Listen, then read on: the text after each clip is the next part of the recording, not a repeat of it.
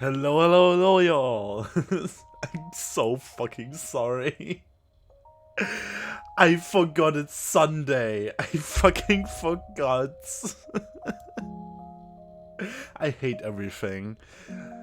I don't know why, but my brain is like, oh yeah, it's Monday. You don't have to stream today. It's Monday. Then, then user wrote to me, hey, I'm wondering, are you streaming today? And I was like, what? It's Monday. I look at the fucking calendar. It's Sunday. Why? Oh my god. I'm so stupid. Help me. Whoops. Yes, it's because Monday I have no school, and I was like, what? I don't know, and that's why. And I was like, what? What? Anyway. How are you all doing today? My god. I hope you all had a great day so far. I was trying to figure out how you could mistake a Sunday for a Monday, lol. Yeah, if on Monday you basically have free, it can happen, okay? I don't know. Don't ask. I'm stupid. Hey, Potato! Welcome, welcome. How are you doing? Okay, let me just start the game and let's forget about this, okay? Please. If anyone asks, I definitely started streaming earlier. The stream just crashed, of course. There was no VOD or anything. I streamed earlier. Doing Sleepy Lamar, okay. If, literally, user, if you wouldn't have wrote to me, I wouldn't have streamed today. Welcome back from the crash. Yeah, you get it. Thank you, Rare. Thank you. Okay, load game. I am intrigued.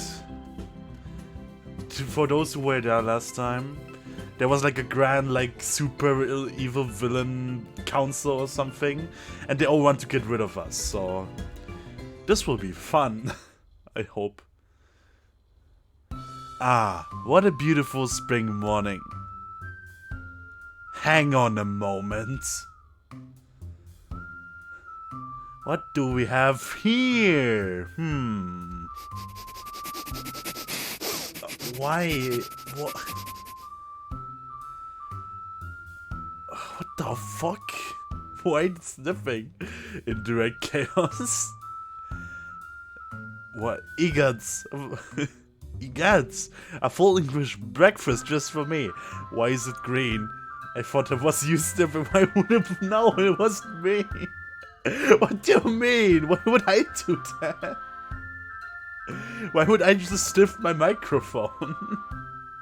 That wasn't me, I swear. This is wonderful. What a windfall. Fredo. I wouldn't eat that. Why would you sniff that, Fredo? For fun? No. Oh my god, why? Nah, it's good. No, I really don't think it is. The food's green, man. That's really good. Yeah, but I'm green, so I guess that checks out. How? What?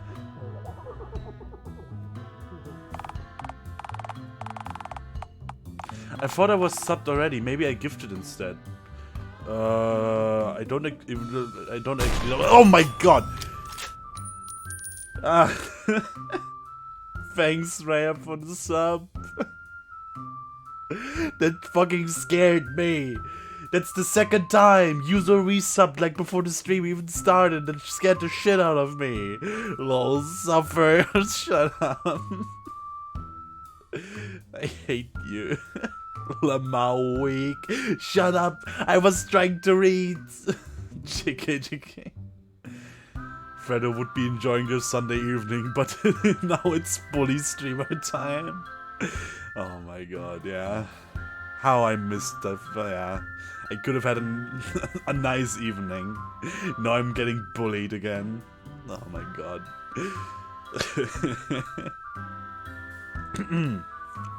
Okay. Thank you, though. Thank you. I really appreciate it. Okay. There's audible, malicious giggling coming from outside the tent. This is obviously some kind of ruse. Back to Dialtown, Fredo? Yes. Welcome, Mattis. Welcome. Wonder if you go to school work tomorrow.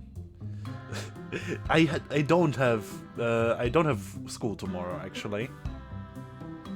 But I still need to get can't do the whole night stream, so I will probably go off at like 23 or something, which is still like a good 4 hours.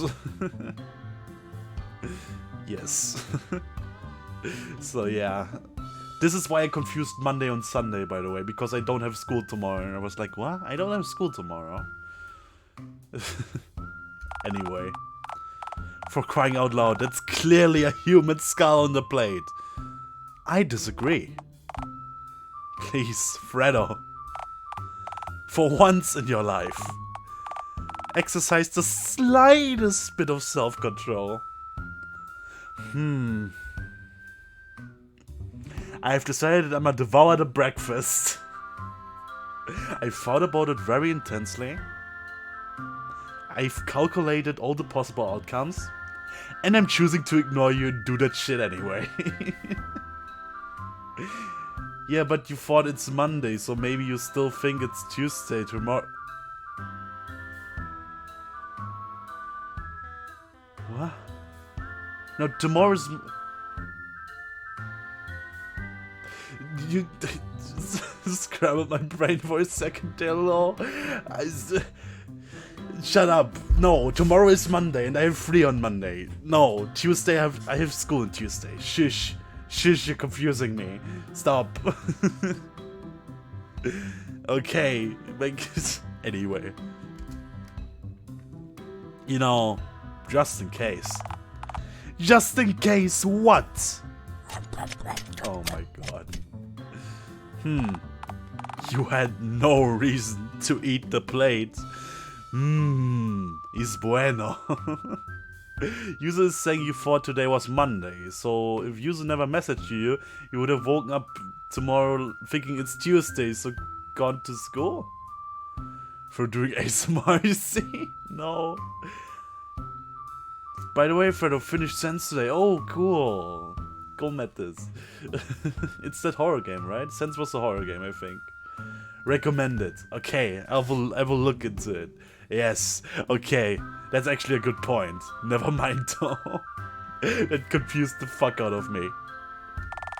Anyway, you sickened me. Ow. Oh no. Me gods. Fredo? Oh, no es bueno. Yeah, it also has a side story that unlocks when you beat the main game. Oh, cool. Oh no, back to the League of Evil People. Wait, what? Some classic Japanese ghosts in that one. Oh, the fucking cat music again. Well, that was easy. Yeah, honestly. Hardest part was getting them to bend and shape in that fit carrier. This game is weird AF, yes. We are not dealing with extraordinary crafty opponents, gentlemen. I would have been immensely concerned if you two had managed to somehow screw literally any part of that up. Is that a gunhead? Yes. So you two get to live for another day. The precious gift of life, bro. Hell yeah. Hey, if you're both so happy to be alive... Wait, I think the music is a bit loud, right? Let me turn it down a bit. That's better. Hey, if you're both so happy to be alive, this guy's responsible for that, and he could really use some change. How is the cat head some of the weirdest and least weird one of this game? I don't know. It's the only one who doesn't have an object for a head. Come on, brother. Surely you could spare some, just one lousy dime. Miss Crown. Do we really need this bozo here? What's my official title, Mayor? Seat warmer. Technically, he's doing exactly what I hired him for. What matters is that Fredo happily took our insultingly conspicuous bait. And I still can't believe they did. As gullible as the fucker may be. Waffle Dog TV had nipples out, which was the weirdest for me. The eggs were bright green. Billy is evil confirmed. Yes, Billy is a fuckhead. Well, stubby one. Their eggs actually happen to be bright green. I'm actually unsure if they know that they're not meant to be that color. But they must at least notice the particular of the green bacon and tomato, right? Maybe they're blind, like a mole. This could bode well for us. What? I don't get what? Oh no, that's the British. That's the older guy. Why? I don't get why we couldn't have gone for something more visually subtle. Braid Abel. What I don't get is why you think your spontaneous input is valued. Abel, when you are absolutely unable to perform any tasks that are remotely useful to me. Oh, that burns. Abel is unable. Hey, Night Watcher, hello. How are you doing? Welcome to the stream. Puns. Yes, the cat is a punster. Bad, kitty, bad. Well, if I'm so useless, then why am I even here? To keep the non-hobo to hobo attendance ratio at the firm 6-1, of course. Thanks, you too. Man, this is great.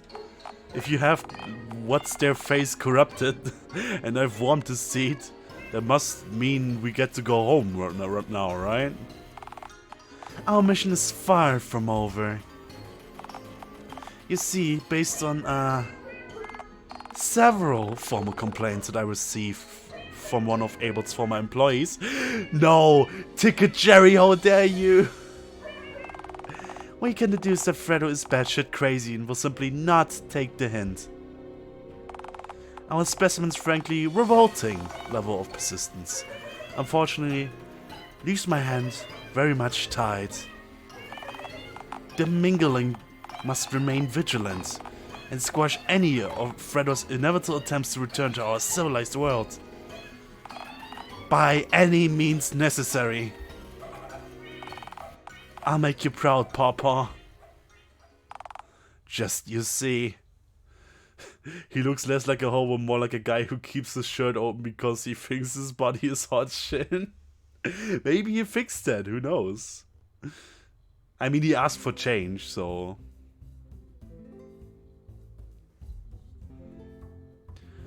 Chapter 3. Well, shit. Did. Hell yeah. Da, da, da, da, da, da, da, da. More. Oh my god, he had so many nipples. Yes. 6. He has 6 to be exact. Where am I? Am I dead? Is this heaven? No, too small, too cramped. Hell, perhaps? No, not nearly red enough. Limbo? Nah, this place doesn't look like the vast doctor's waiting room. Plus, no lukewarm coffee or elevator music. Purgatory. Final answer. Looks like a kitty carrier to me. It is a kitty carrier. Well, by my estimation, you've been stuffed into a cat carrier which has in turn been abandoned in the middle of the woods. That is also likely, yes.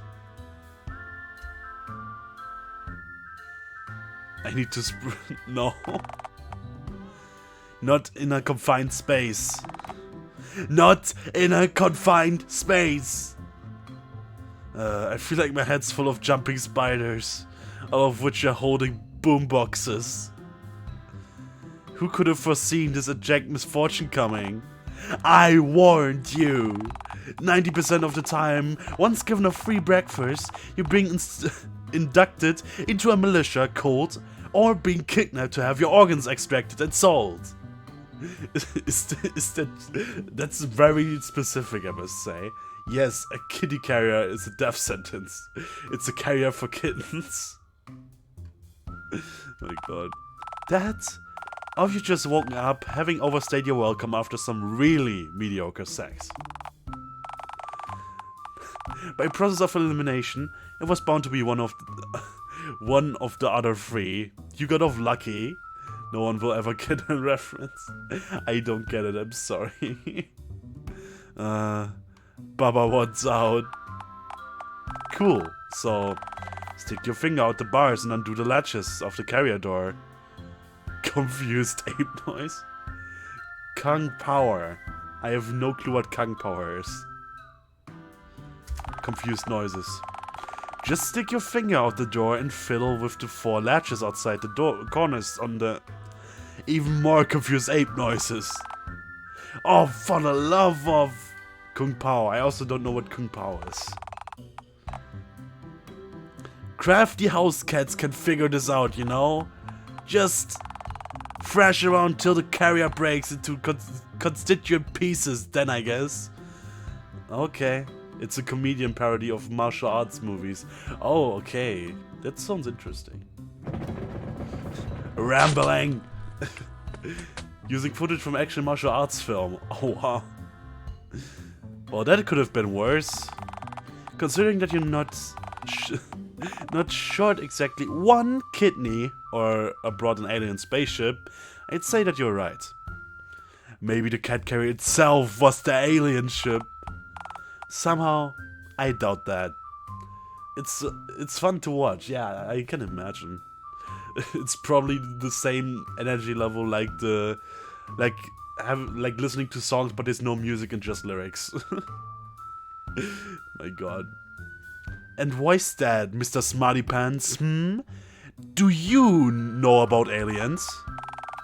Well, I know there clearly weren't any aliens in the cat carrier. Lord, you were a tight enough fit. I very much doubt that even 1 alien could have been crammed there with you. Maybe they were there and just like really small. If that's the case, then you definitely murdered each and every one of them with your Bobo slime-husked ass whilst you were trashing around aimlessly. Of course I know about aliens. God damn it. Damn, what a way to go. A martyr's death?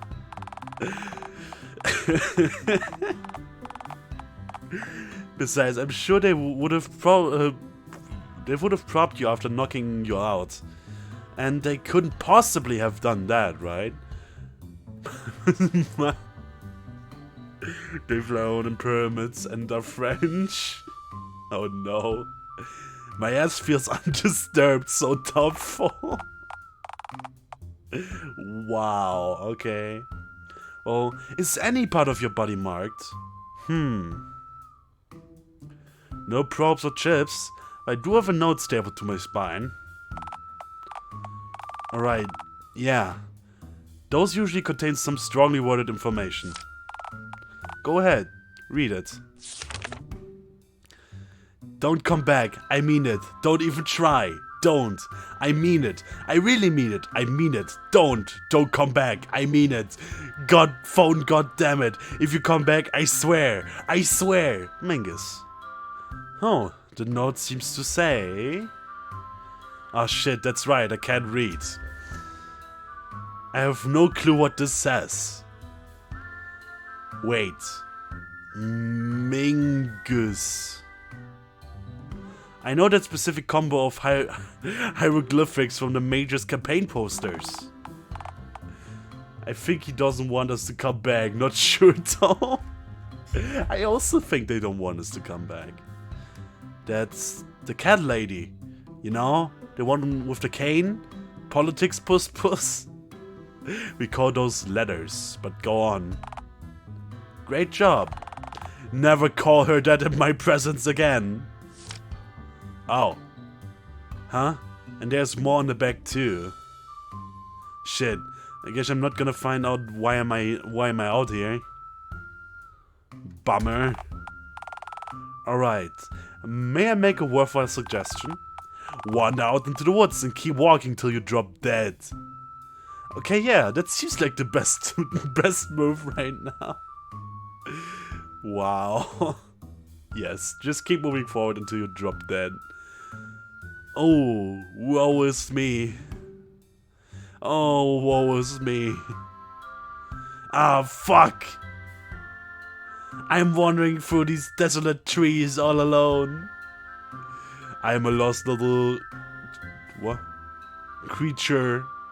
Left alone to die in the snow. It isn't snowing. Ah, fuck. Ah. Please, cease to weeping and wanting. No. No, I shan't. Please, you'll wear yourself out and fall unconscious. Okay, never mind. Feel free to hasten the inevitable. Actually, if you want to really speed things up, you should jog on the spot while you're screaming. Use up the last bit of juice in that iguana head husk of your body. Okay. No. Oh, woe is me, choking in place. Oh my god. Ah, fuck. Sprint in place. Wait, what? Jerry! Fredo, is that Ticket Jerry? Jerry is back, guys. My truest friend and greatest ally. That's not... Okay. Sure. Alright. What are you doing out here, traitor? Oh, I'm just on my way back to my pasture. Pasture? I'm a shepherd now, remember? Ticket Jerry's dead then. You know sheep, Jerry. Do I get a say in this?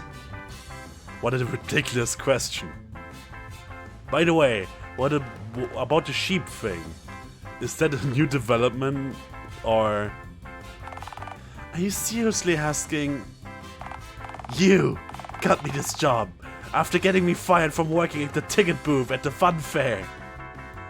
I don't remember this. Did it happen off screen? What on earth are you talking about? You sad little creature. Ah, it matters not, Sheep Jerry. It's good to see you again. Yeah, right. So to reflect your own question back at you. What are you doing out here? Did my wife send you? For the last time, we've been over this. If I can't bring the sheep home with me, she can bring our martial issues out to the bear pasture. First of all, your bar pasture? Just call it a pasture. If the next thing you say doesn't engage me, I will try to leave, and should you attempt stopping me, I will become violent. I'm gonna take your wheelchair, shove it into your beep, and pull it out from your throat. Okay, calm down, Nemesis. Jerry, can you help me? I'm a lost little creature. Well then, you're in luck, because boy, have I got the pinch for you. Is it... Phone Lord, please tell me you aren't trying to revive the last idea you pitched to me. For the last time. Even if you find one, I strongly doubt that any boar would let you ride it on its back. Even if incentivized with a stick of horse jerky or a hand-fed diced kiwi. Wait, Do you mean kiwi? Do you mean a fruit kiwi or a bird kiwi?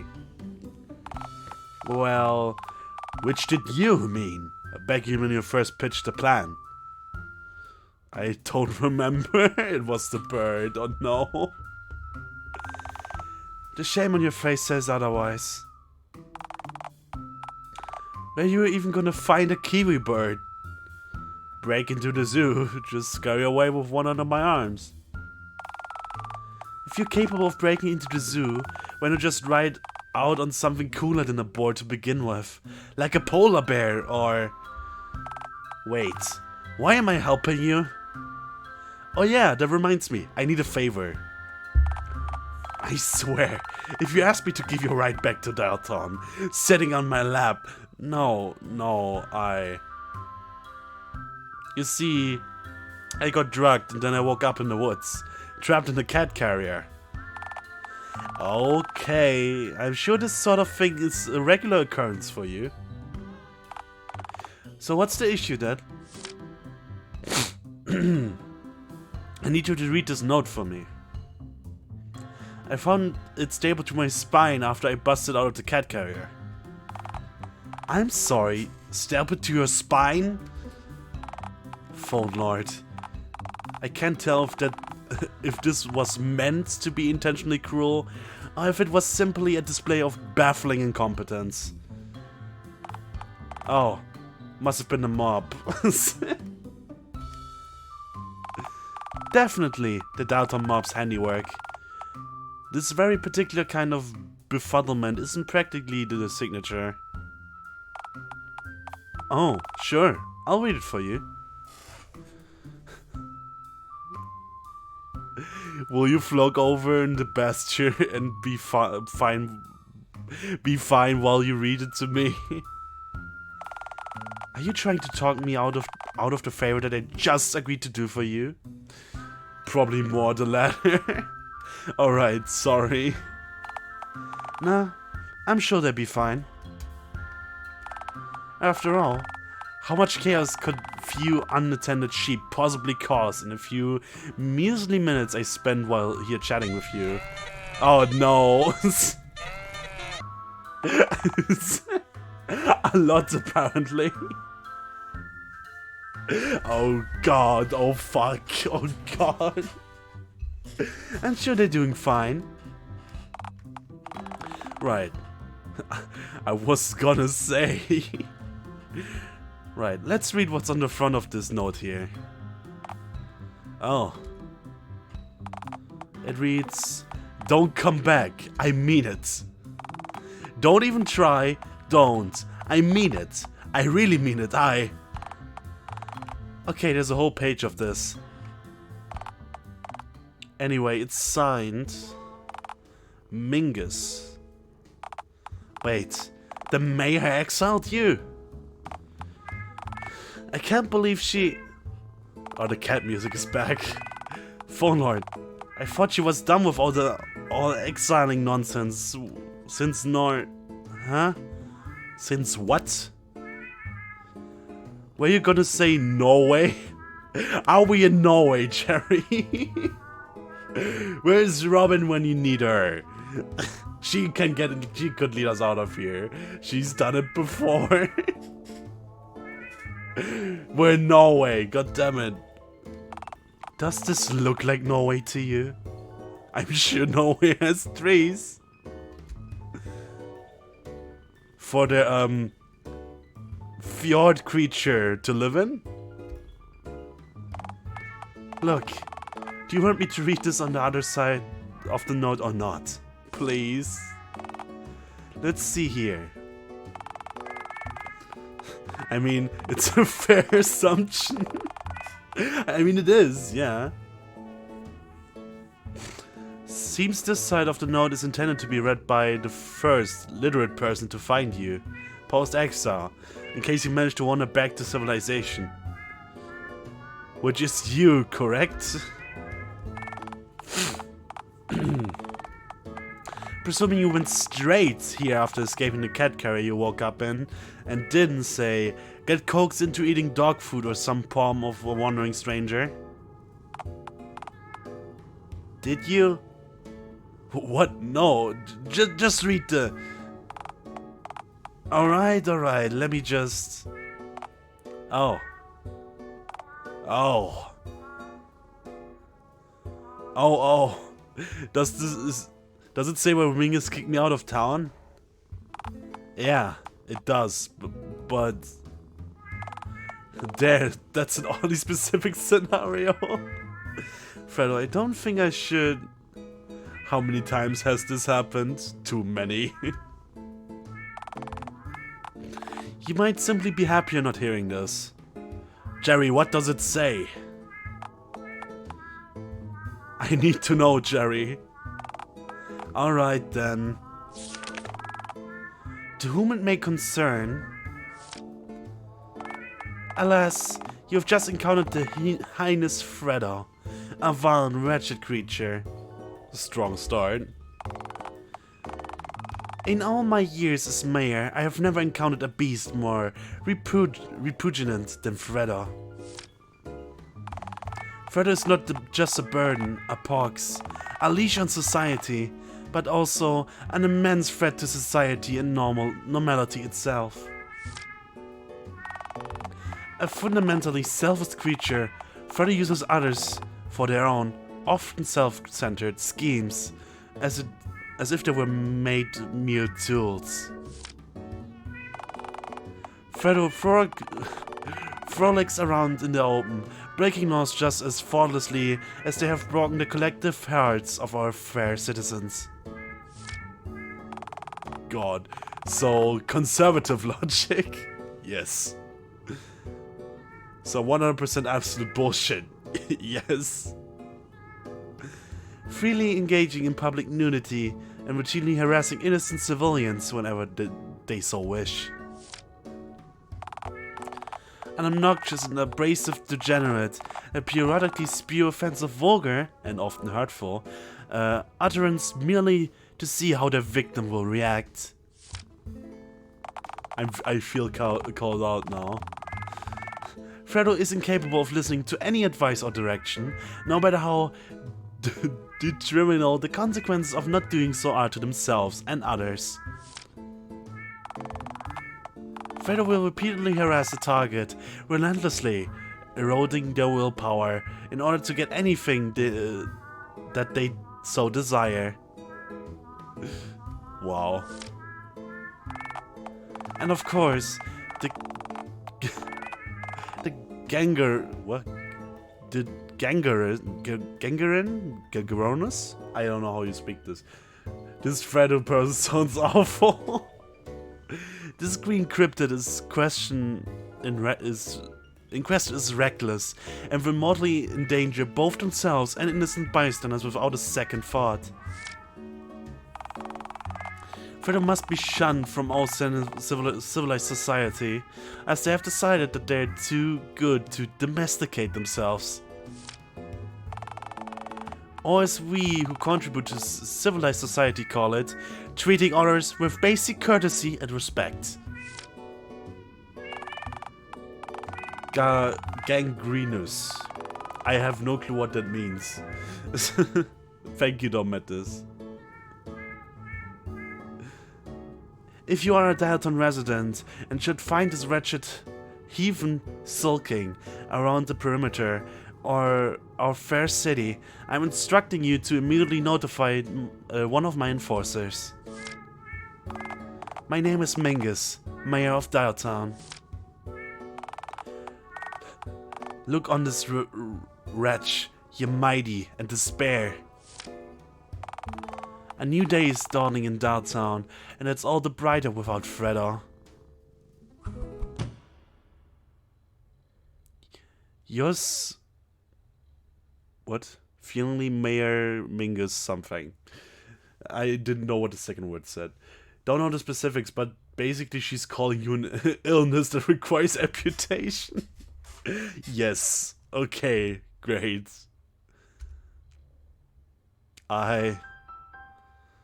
Huh. That's... Huh. It's... No, none of this is true, right? Did I deserve this? Well, I don't, well... Phone Lord. Phone Lord. All my life I've been told I'm a monster. I thought those people just wanted to be hurtful because I was different. I had no idea that I really was a monster. Oh my god. Finally, she's combined phenol and truly. Oh, okay. Thank you. What would I do without you, Metis? I'm sorry. Jerry, I'm sorry. No. No, this isn't right, damn it.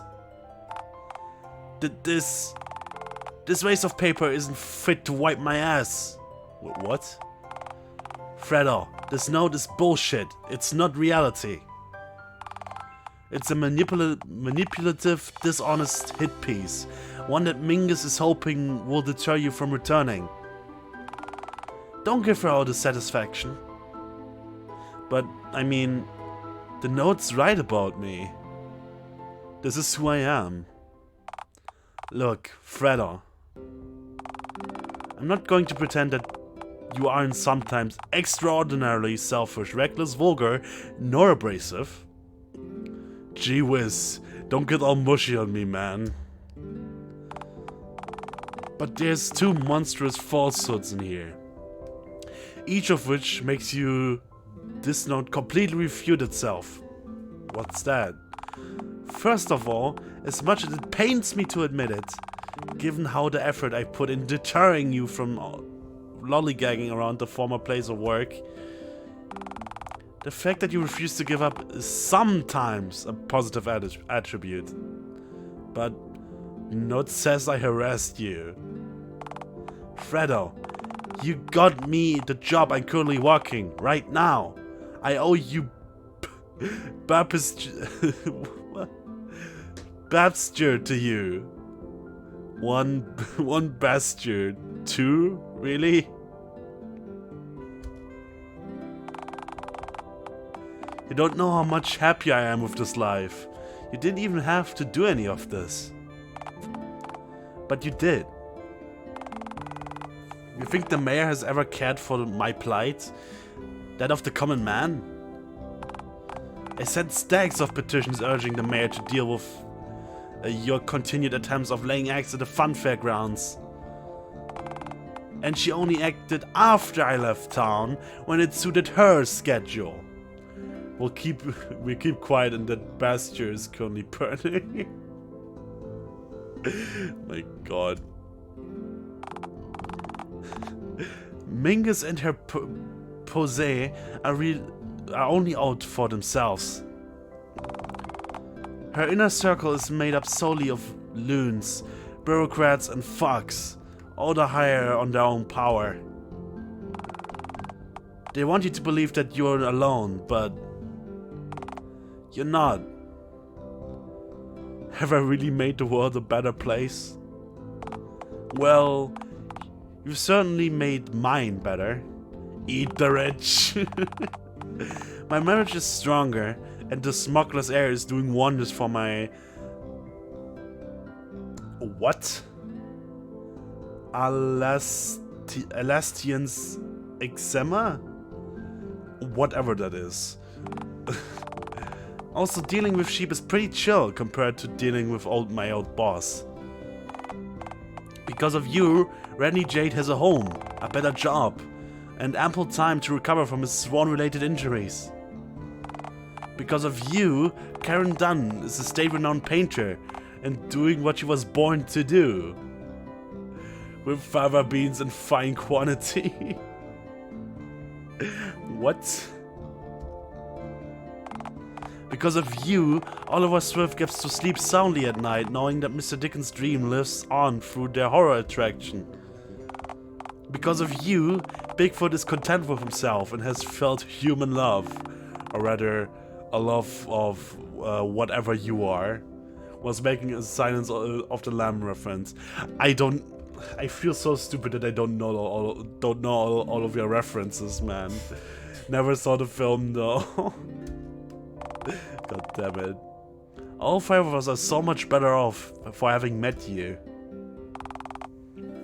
And we'll stand with you. You've cared for 5 misfits that you didn't even know more than a month ago, to the extent that nobody else ever has. So I suppose I owe you a thanks for that. Sheep Jerry, I don't know what to say. Thank you. Wait, what was the other thing? Quick reminder from the lurk. Phone guy loves you. Oh, for fuck's sake. Hello, Genox. Of course, it had to be something like this. God damn it. I'm glad you're here, though. The other what? You said the note had 2 glaring issues. What's the other? Oh, right. God damn it. You get an angry face for me. You aren't the first person that Mingus has exiled from Dialtown, you know. There was another. Someone else was exiled from for their tomfoolery, like me. Was it a clown? What? No! Clowns don't exist. A month ago, you were sure Bigfoot didn't exist. Don't do this to me, Fredo. I just gave you an inspiring pep talk. Don't give me clown dreams again. Sorry. Look, that note says you're in danger to normality itself, but really, there's no such thing as true normality, nor abnormality. Normality is an illusion, a concept that changes to fit wherever, and perhaps whenever, you happen to be. It's what people accept as the norm, in a certain place, at a certain time, because of what's considered normal changes. Peach cheap cherry. God damn it. Hundreds of years ago, it was normal to burn suspected witches, normal to declare a world war over Serbian tomfoolery. Whoops. I don't know what he's talking about. And normal to... well... to not have the phone forehead. You mean before the dial-up? Before everyone got object heads? Everyone except one. I can't tell exactly how it all happened. I don't know the guy, never met him. But he's the last human left without an altered head, to my knowledge. His head is made of flesh, not metallic pieces within a plastic shell. My head is made of flesh, in fairness. No, stitches. He's a normie. A normie! Oh no! Like I said, he's from another place, another time. Mingus exiled him from Dialtown for his abnormality. Said he conflicted with her vision of Dialtown, wherever the hell that means.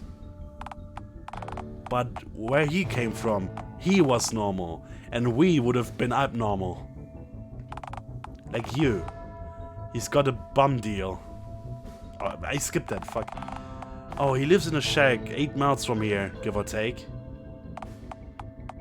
I don't know if I recommend seeking him out. He's just as likely to shoot you on sight as he is to actually talk to you. Sorry, scratch that. He is far more likely to shoot you the moment he sees you than talk to you. I need to find him. I know that I'm not going to be able to talk you out of this. Blah blah blah, basic religious type BS that results in hatred. God damn it. But you could live out here with me and the sheep. I've got a spare pile of hay in the dry corner in my barn. Jerry. Alright. Just know that if you ever grow very hungry or get hit by a lightning or whatever, I'll always be out here, waiting for you. Jerry. Aw, the redemption arc. I normally like cats, but I avoid taking my hammer to Minka's skull. Oh my god. Thank you. I'm going to seek this man out now. Okay. Cut through the clearing and walk through the trees for 8 or so miles. Due north. You'll find the shack. And for what it's worth, good luck. I hope you find what you're looking for. You mean the shack? Thank you, Jerry. It's been my pleasure, truly. Please, try not to walk straight into a bear trap. Wouldn't be the first time. Farewell, sheep, Jerry. Goodbye, Fredo. You're welcome back anytime. Oh. Now I'm excited. Who we're gonna meet. Whew. I'm so exhausted. Must have walked a good 7 miles by now at least. 7 miles. Jerry is still within earshot. Keep going, you're doing great. Phone lords. You know, that it's only gonna get harder from here, right? If you're tired already, Jerry's always got a pile of hay in his barn. No, I have to find the Normie man. Return to Dialtown. Alright, I'll address you power horse-headed elephant in the room then. Why? Why on earth do you want to go back to Dialtown so badly? Is this about the eggs? You can't just leave them there. Well, duh, all of this was for them, damn it. All of it. Okay, I know you invested an unusual amount of time and effort for you into birthing them, but you know they're probably gonna look like you when they hatch, right? And what's that supposed to mean exactly? Just a fact to consider before you go get yourself killed trying to get them. Angry face, how dare you? Alright. Quick tip to trip back to Dialtown. Grab the eggs, then hitchhike as far away from the Dialtown as possible. I need. That's not a divergence route, but let's just save anyway. I'm staying in Dialtown. No. I don't plan to abandon Dialtown either, actually. I'm sorry. Abandon Dialtown? They exiled you, Fredo. The town's mayor has it out for you, and most of the citizens there treated you like you're some kind of monster. Why not start over? Why not take your eggs elsewhere and start a new life? Spite. Spite mostly. Spite. You've certainly got that in abundance, haven't you? My hatred keeps me warm. Let's just keep moving. I'll make sure you keep north. Is north up? Can you give me a boost? Go forward, Fredo. Okay. I shoot on sight. I mean it. Stay away. Stop. Oh, yeah. Behold, a shack. I think this is the place. What? Don't drink the water. Many eyes always watching. Well, let's see. It's a shack. We've traveled roughly 8 miles north and... Alright, most important thing. Jay mentioned that this dude is more likely to shoot you on sight than actually speak to you. This most certainly looks like the home of someone who would just do that. Oh, psh. Sure, it's a bit of a fixer-upper, but... A fixer-upper? Really? What? Don't drink the water.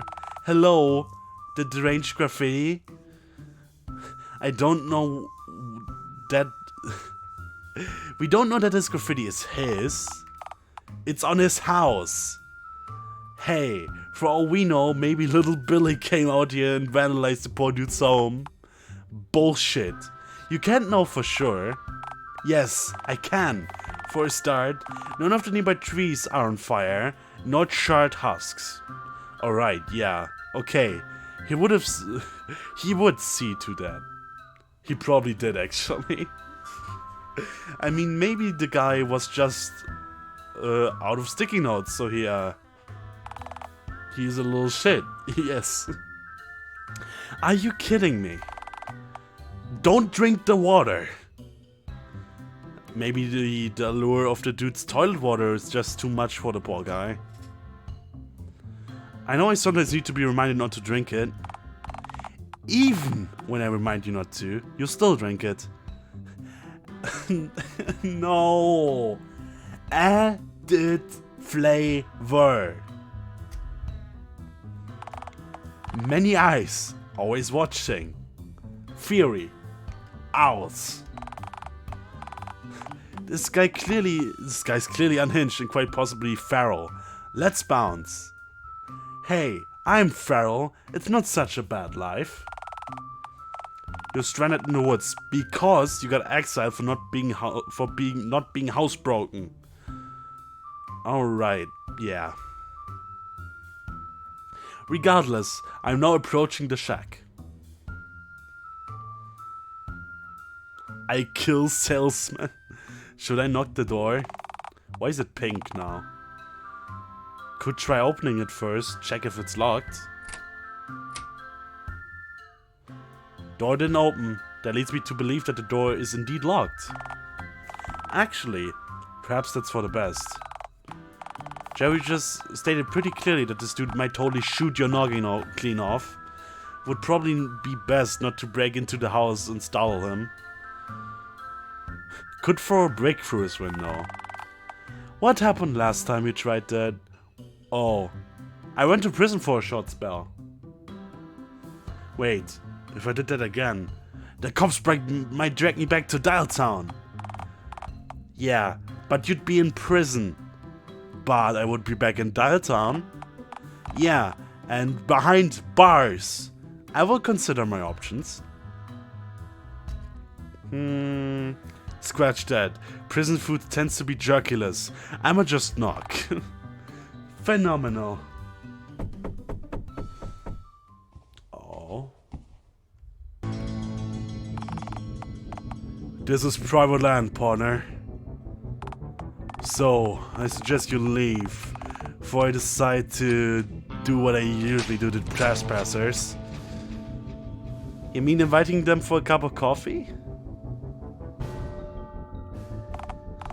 If by a cup of coffee you mean a lead slug fired straight at your head, then sure. I'm still unsure if... Am I being offered a cup of coffee? To be clear, I'm threatening to shoot you. With a shot of cappuccino? With the shot of a shotgun. I am threatening to shoot you in the head with a shotgun, partner. Actually, no, forget that. Slugs don't grow on trees. You could just grab a snail, take the shell off. That's like a slug. Honestly, I just put a 44 in ya, if we're being realistic. More economical that way. Is that By the way, Frodo, I got a Steam key for a game called Rifle Wars. That looks interesting, might be fun to play Tuesday. Want me to send you one? You don't have to give me stuff, but if you have one, sure. I mean, I guess. I don't know what the game's like, but we can try it out on Tuesday, sure. It's not coffee. It's a bullet. I am not offering you coffee. You're a pretty lousy host then. Lord, give me the strength. Look, partner. I'm not normally the kind of merciful type, but... I can tell you ain't all there, and most importantly, you definitely ain't a threat to me or my homestead. Just go.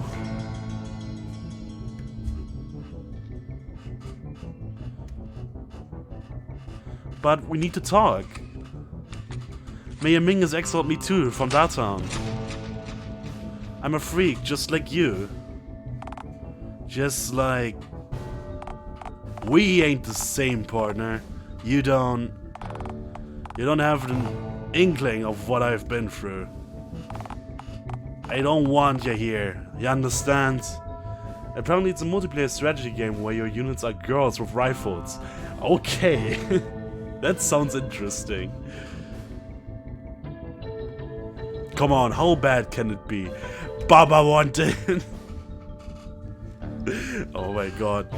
Boy, ain't that a familiar thing to hear. Don't you dare try guilt-tripping me, partner. You're trespassing on my land. Bold of you to assume I understand property laws.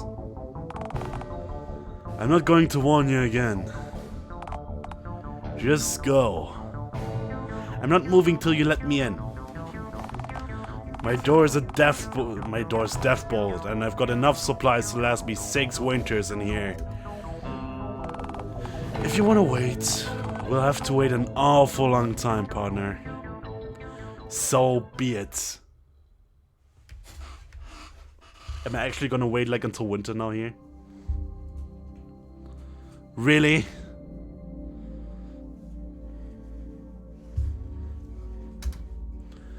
He's actually just gonna wait. Oh my god. Wait, since when does the guy have a tail? What? And he's growing fur.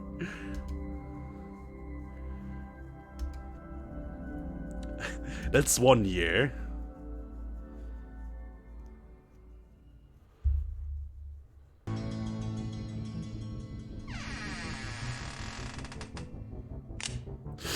Uh-oh.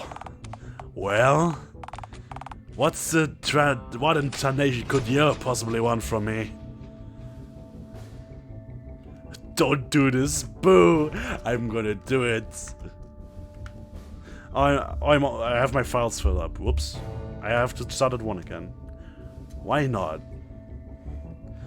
That's like something out of a Flash horror game. Save. Boo! Aww. What the hell, partner? Why in tarnation would you intentionally startle a man who's gonna cock a pistol at you? For the banter. Alright. I feel much less sorry after hearing you speak again. This was bound to have happened anyhow. I guess I've gone just spit up the inevitable. You're bleeding something fierce, partner.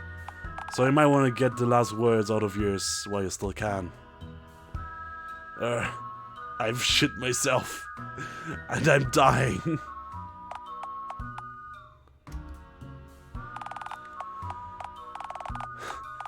As a man of honors, I urge you to change your last words to something less... Dad. No, it's okay. It's about summed it up, really. Did you have any last wishes, you poor green bastard? Yes. Please mail my body to Randy Jade over at Dialtown. Alright, stranger. Consider it done. Is he a kin of yours? No, nothing like that. He just give anything to see the look on his face when he opens the package with dead me inside. What? I'm gonna put you down and let you die on the cold, hard ground because your last wish stings worse than your britches light now. That's fair, yes. Oh. Hello, phone Satan. Death.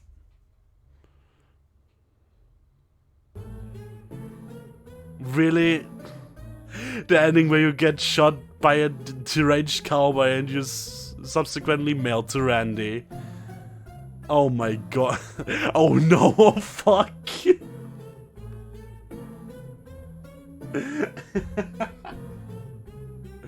No, poor Randy.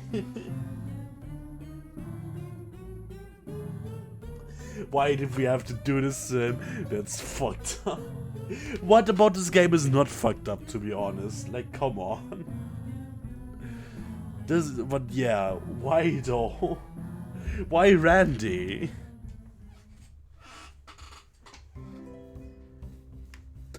Good thing I saved.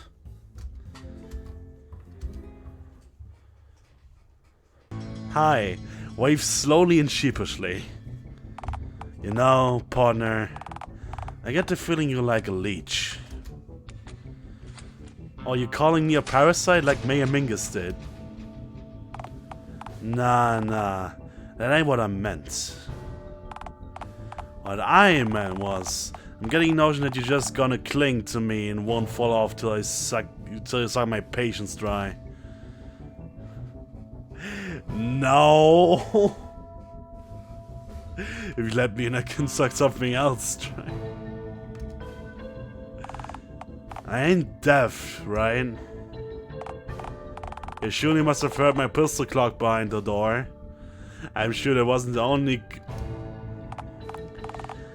I will shoot you dead, partner.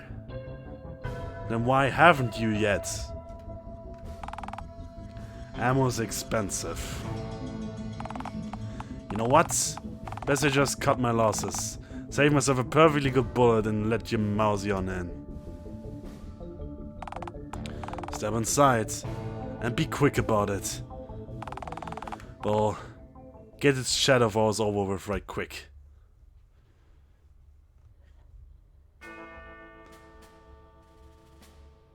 He has a paper bag over his head. Why? Oh, so you're... say, what's with the paper bag? What did you think? I have it on, partner. To stop flies landing on your exposed brain? Oh, you're covering up your embarrassing bandage on your forehead. One that says something asking to fuckface. And if you take it off, you'll explode. What in tarnation are you gabbering about? Is this this sort of thing that they teaching kids in school nowadays about folks like me? Bold of you to assume that I've been to school. I suppose that explains how you got to be the way you are now, yeah. Minus the green skin, of course. Speaking of which, why does your flesh have the hue of a watermelon anyhow? You like it? No. As a matter of fact, I find you physically repulsive. That's racist.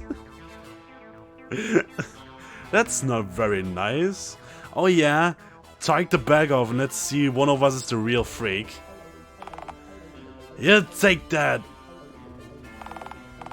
I'm plenty good with this here bag over my face, thanks. Alright, let's just get this here conversation over with. What you actually want? Ask a question, and go. Who are you? I'm Sergeant Norman Allen. What's a sergeant? It means I was in the Air Force and I was purely good at what I did. Flying. Planes and such. Planes? I know. You know what an airplane is. Wait, what? Big metal bird. Roar when you throw lunch meat in its engine. What? Wait, what? Okay, I guess that's the most best way to explain it to my character, but still. Right, yes, I know what you mean. Well, I'm ex-Air Force now. I rolled with NASA to for a while, actually.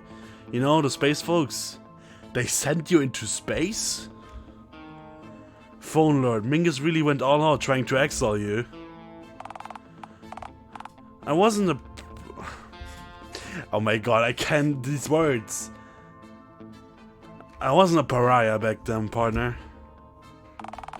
As a matter of fact, I was decorated. Like a Christmas tree. Nailed it, thank you. I'm trying. No. Not like a Christmas tree, partner.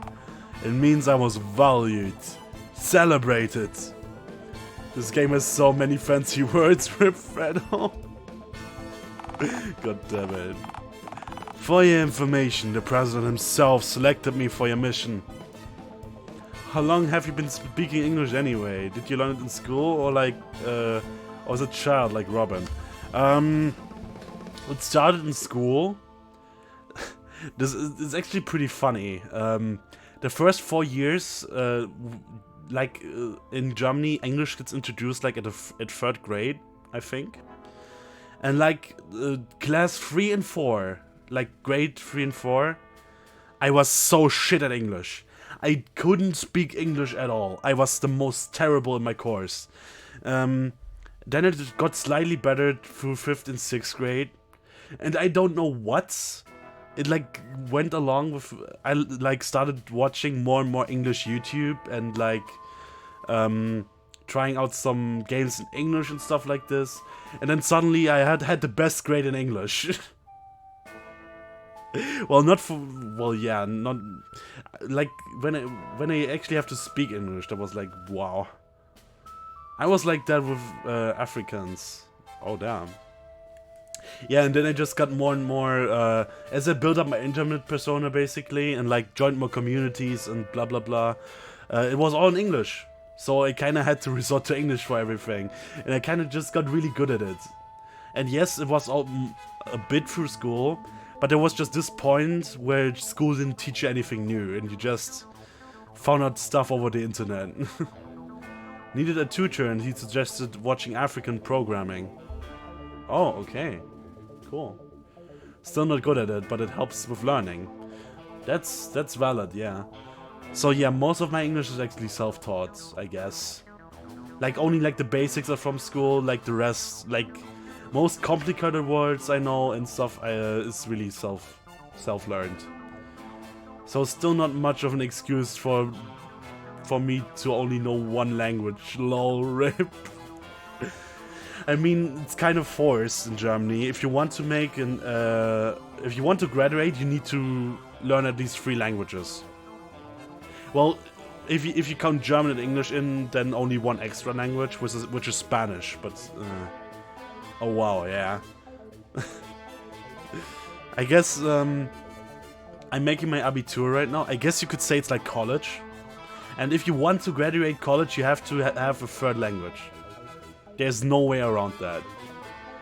But there's one way you, like in high school, you could have either taken like 5 years of Spanish and then no Spanish in like college.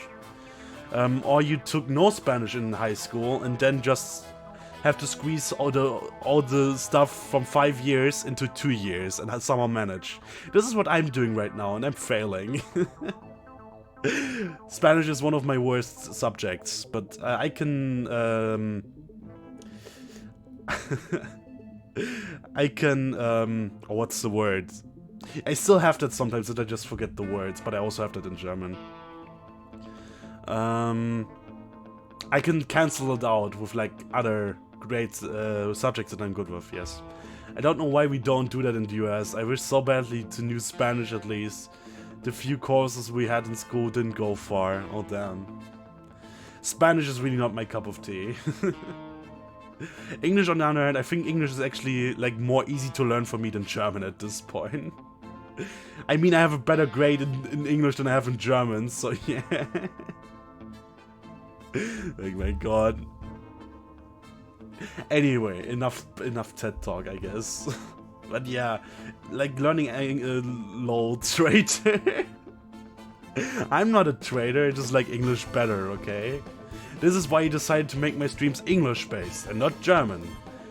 Because I'm better at English. Yes, and I'm just more comfortable with English because that's kinda my whole internet persona, yes. I was learning Greek with Duolingo for a while. Kind of fell out of it though. I tried to learn Romanian once, I don't know why. I don't remember why anymore, like literally. Anyway. Oh, which one? President Ronald Reagan?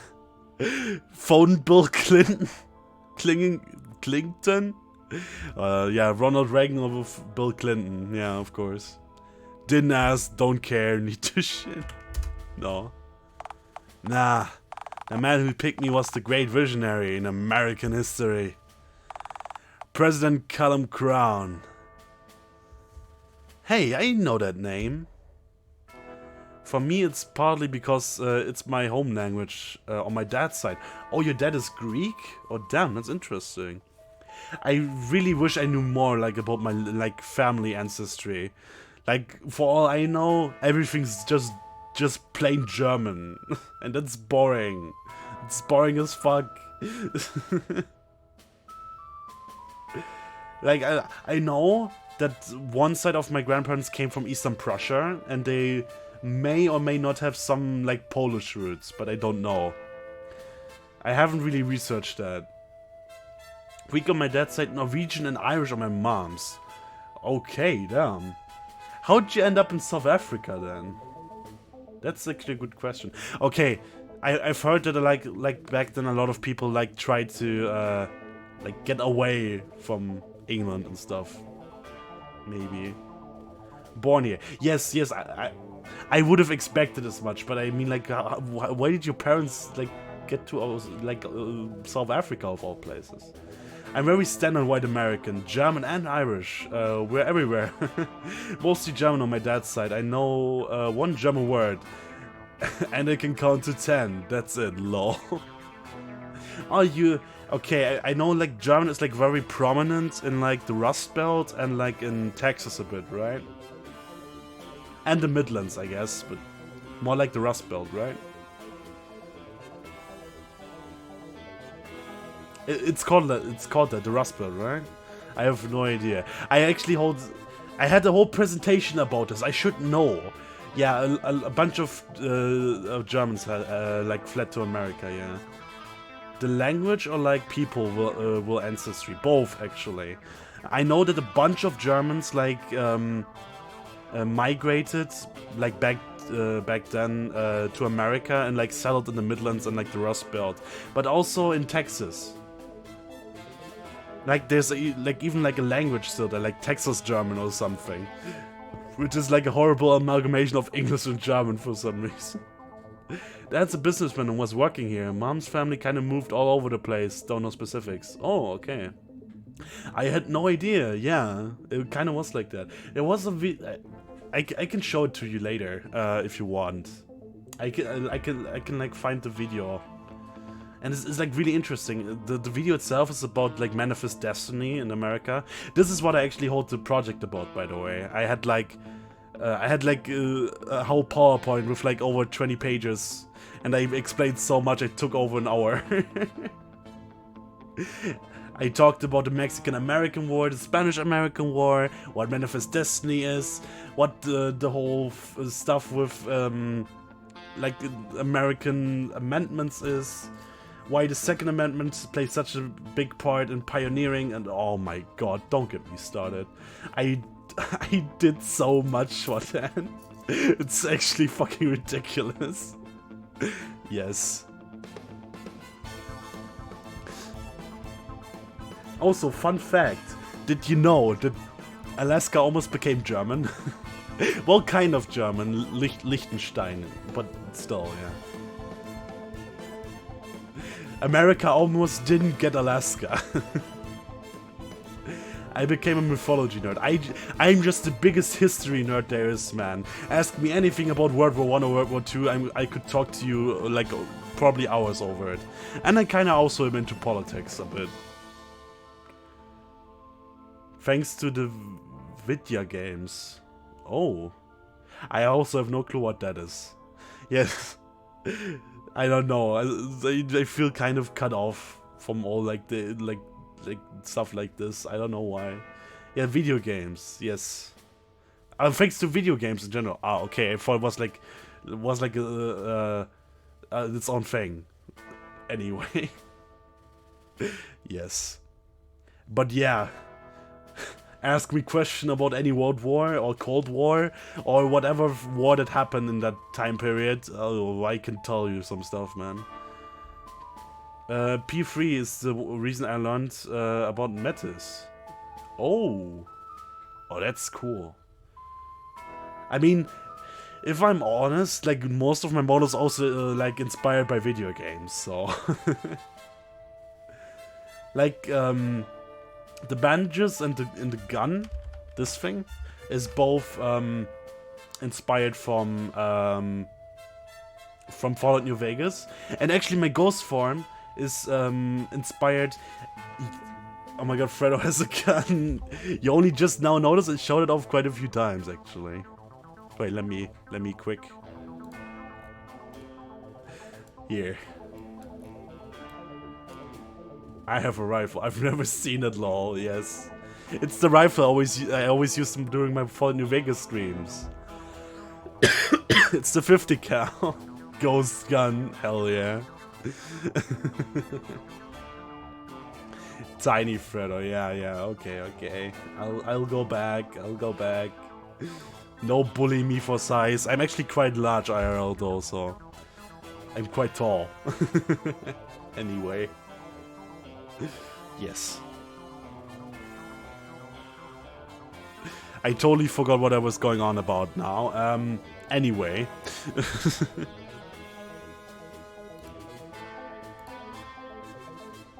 I hate that you can see my mouse the whole time. I'm pretty tiny by AMAB standards. Wars, lol. Which is fine with me, really. No, wait, inspiration for your model. Yes. And the bandages are from Joshua Graham, like the religious guy we saw. One of my favorite characters, by the way. The gun, like, oh, of course, is just the gun that's inspired. Actually, the whole military theme is also inspired. Also, no, that's the gun. This is also inspired from Fallout New Vegas, the beret. I also like how my model looks with the beret on. I don't know, I think it just kind of fits good. And I thought, I'm German, I have to have something German in here. So I have the helmets and I have the officer set. And no, before anyone says this, it's not World War II. It's not, it's World War I, okay? I don't want to hear anything about this. God, I had like 3 people already like that DM'd me over Twitter. Did you actually know the helmet you always use is from World War II and it's kind of with Nazi stuff and stuff like that? It's not. It's literally not. It's World War I stuff, okay? The World War II version doesn't have the things up top, like the nudges. Anyway, I'm ranting. I'm sorry. I just like it's not no political sense, okay? I'm just like history. Yeah, I think World War II helmets were different, though hell if I know specifics. I know the specifics, and they are different. They look similar, yes, but they're not the same. T-Boss, when I saw your model, I was like, hope they don't like Nazi stuff. Lamau. But I'm an idiot that doesn't know anything about history, so... Yeah, I get that. I get why you could think that. But it's also like, don't judge a book by its cover, please. I'm literally just very interested in history, man. I'm not far right or anything. Quite the opposite, actually. I voted Social Democrats, okay? Please, I beg. Very fair, yeah. I literally just like the that artistic stuff. Is it artistic? Aesthetic. I literally just like the aesthetic, and I wanted to like combine it with my hobbies a bit. So yeah, this is why it's a bit more military style because of yes, history nerd and all. Good that I have cleared that up though. I mean. People can think what they want. Thank you for the clarification. Yeah, okay. You're welcome. Yeah, but if people don't want to interact with me because they think I'm like far right, then that's their fault, man. If they don't even bother like putting time in like actually viewing my content before they judge me, then that's kind of their fault, you know? And I do not care, because people like that I do not want on my stream. It's actually kind of sensitive. Like Germans in general, if you call them like far right or Nazi, it's always very kind of sensitive. For obvious reasons, like, come on. Like, it's like calling British imperialists and Americans, like, war criminals, basically. But yeah, I don't take it personally, though. It is cool to mix your passion with your style, really. Yes, it is cool, that's why I did it. And yes. Isn't it like a very big no-no to approve of Nazi stuff in Germany? Yes.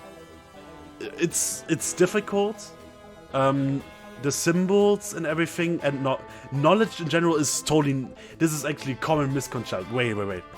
Okay, I actually want to talk about this, because I feel like not many people know this from other countries, and I feel like that needs to be cleared up. Like, I'm not gonna lie, this is actually kind of important. And I kind of want to talk about it, at least for like a few minutes.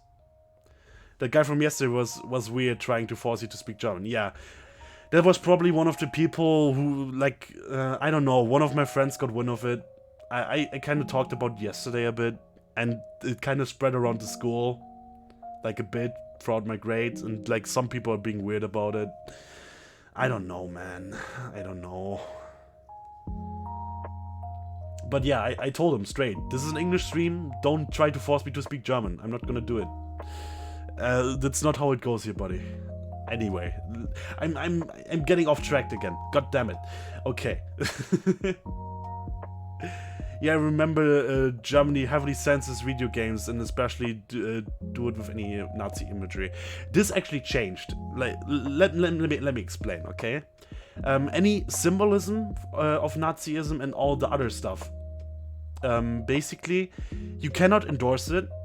Like, endorsing it is completely forbidden. You are allowed to use it in artistic ways, and in like, the artistic way is more recent. It was for a very long time it was banned at all to have like anything shown. And it's for educational purposes, then it's totally fine. If you're being historically accurate about what you're saying, and it's not like, oh yeah, this was good. No, it's not. It wasn't good. then it's illegal, of course. But if you use it in an artistic or in an educational way, and you are being historically accurate, then it's allowed. Yes, that's a good way to do it. Yes, it is. Like, it's highly illegal in Germany to talk to talk untruths about the Holocaust. It's a very dangerous topic.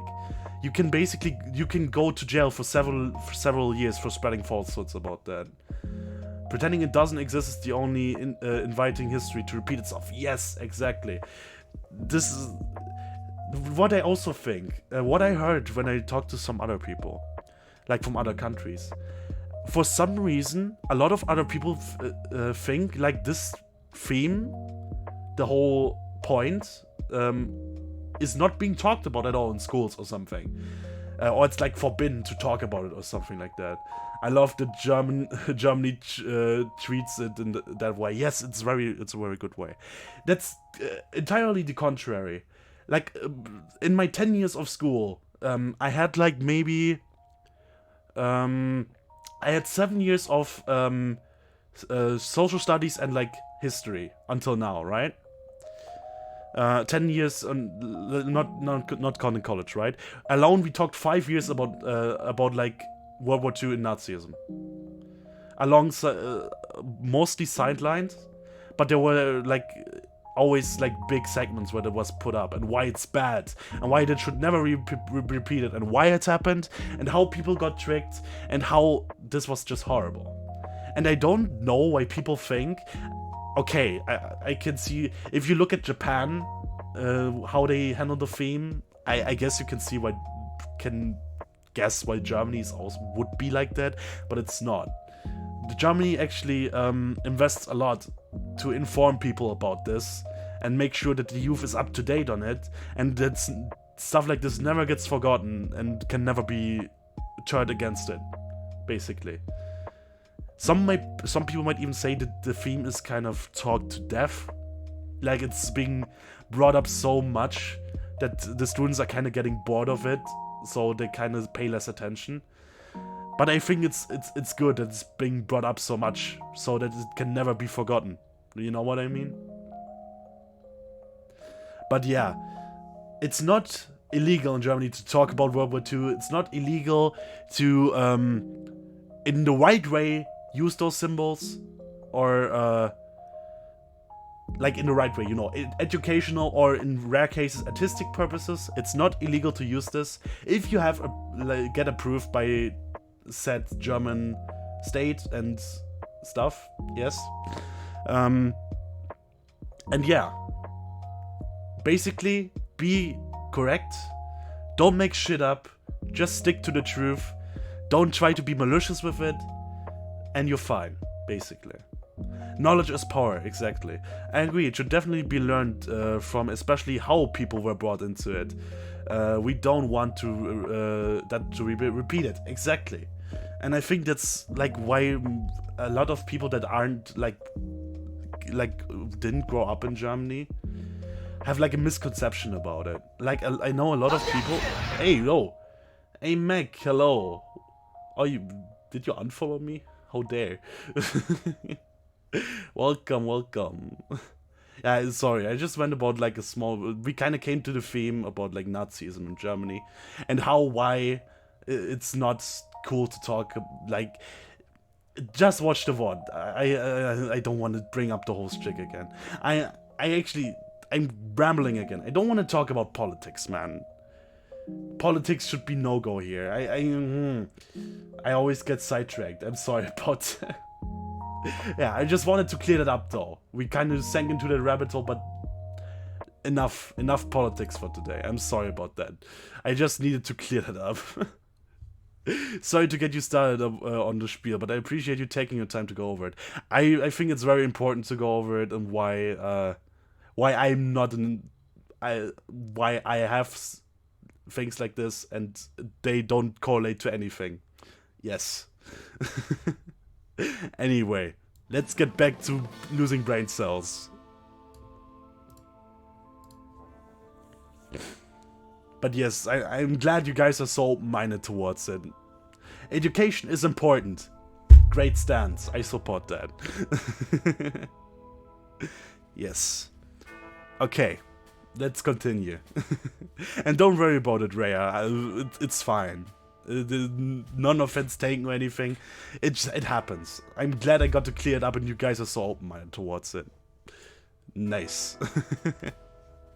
Okay. Wasn't didn't he invent the cotton candy machine or something? Did he? He was the fella who invented the first phone head. The man who initiated the dial-up. You know, the day the whole world became the choke full of phone folks. Right, about that. Why aren't you a phone? I was told the dial-up got everyone. Right. Well, you see, it sorta did, but... You see, President Crown decided to send me to an immensely vital hell. An unprecedented expedition. He chose me to be the first human being ever to enter the wormhole. We tried sending robots and the like in first, but all of them got lost signal pretty quickly. I'm sure you can imagine. I've never seen a robot, and if I did, I would likely hit on it and or ship myself. Sorry, go on. Yeah. We weren't sure if we're getting crushed inside the wormhole, or if they were just traveling too far away from us. Anywho, as a patriot, I must be honored. to, to have been handpicked by President Crown for your mission. They set me up for one of our states of arts crafts. I piloted it through and well, I just came right back out, the same way I came in, seemingly. Nothing that weird, I suppose. Except, I could see everything. What? I could see every single one of the robots that we previously sent through the floating around outside the hole now.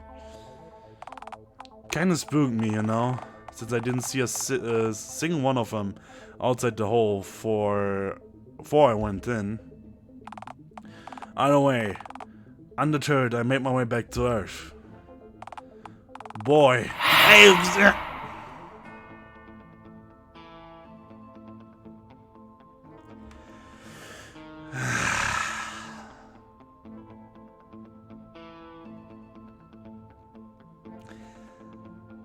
I hate you, Genox. Why would you do this to me?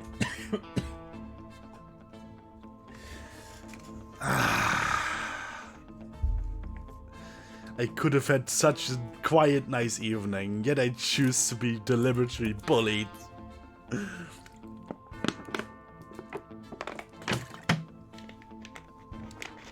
Heavens. Why? What did I do to you? Karma, karma for what? Karma for what exactly? I did nothing wrong. I refuse to believe that I am in the wrong. My god.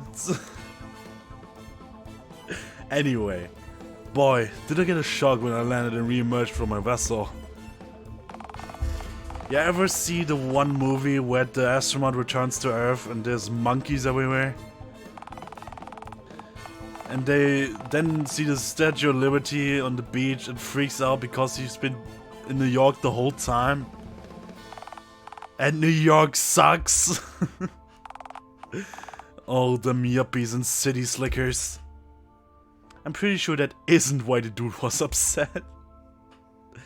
But fuck, I don't know enough about monkeys to contradict you. For your outrageous lies about cereal allegedly being soup, according to you, it is its own thing. Like fudgy are neither plants nor animal. Fungi are never plants or animal. I still stand by my point. So shut. Accept my stance. This is loitering. I do not accept this. You're wrong, though. I'm not wrong. I'm just merely I'm merely contradicting with your view, which is not bad. Otherwise, no one would see that you're wrong. Exactly. No, he doesn't. Shut up. Long story short, I time traveled. The wormhole warped the fabric of time, as well as space, it seemed. Hey Fredo, is water wet? Oh, obviously. Water is wet, yes. Wrong. It's not wrong. Water is wet. It's literally made out of water molecules. It's wet. If you touch water, you get wet. So it is its constant state of wetness. It is wet. Shut. In an instant, I warped from the summer of '66 to the 2020s. Oh. Oh, God told me about that, why wormholes do that. Water itself can't be wet. It is wet though. You would be wet, but the water isn't wet. It makes things wet. How can water make things wet if it isn't wet itself? That makes no sense. The reason for the wetness... it's the reason for the wetness, but it's not wet itself. That makes no sense. That makes literally no sense, man. Water is wet. Huh? That's like saying, oh, I'm painting a canvas, but it's not painted because it's paint, it's painted because the paint has color? What? That makes no sense. Water is the state of being covered with water.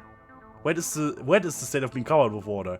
Wet doesn't make itself wet, but water can enclose itself with more water, which makes itself wet. It is wetness itself.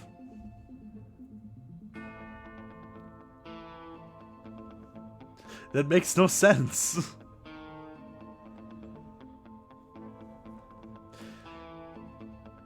Okay. I'm literally Googling this now. What does wet mean? Okay, I could see it, lol. Don't. He needs to hear this. Oh no. We are starting a whole nother flame war.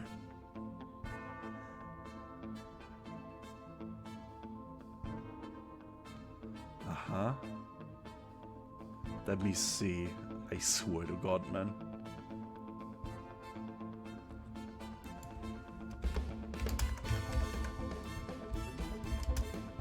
Is water wet?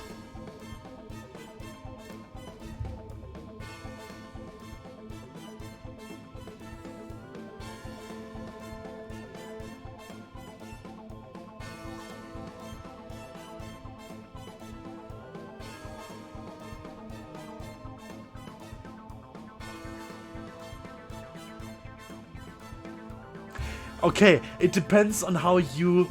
It depends on how you define wet. If wet is the same thing as moist, then water is wet. Yes, but if you see water is just the state of something being covered in water, then water can't be wet. That is. Everything depends on how you define it. Yes, but not every definition can be right. And to me, moisture is made like liquid moisture is the same as wet. Yes.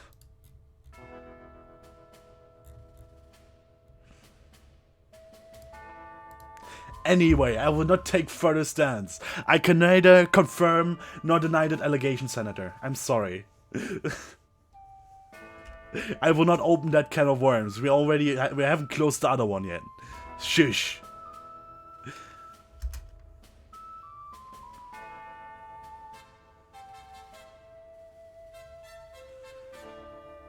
If you that's rounded though. Anyway, so basically similar how do people try to argue how it's nonsensical that the universe came from nothing. I guess I don't know. Because we don't truly know what nothing is. Oh my god. If you round pi to 5, then you're a madman. Why is pi 5 then? Isn't pi like 3.67 something? I don't know. Why would pi be 5? This is defined. If I define it as 5, that's objectively wrong though. In any given situation. That makes no sense though. If it's objectively wrong, then it's not an interpretation. It's just wrong. Wet water is objectively wrong too. No! That depends on how you look at it. There is solid evidence for both cases. Same as cereal equals soup. There's solid evidence for both cases. You lost me, Joe. See? You're not making sense. I am right. It's not objectively wrong. Because the definition of soup can be applied to cereal. No, it is right. The definition of soup can be applied to cereal. It is not a traditional soup, but it's an unconventional soup. It still makes it a soup. So shush. It can't. It literally can.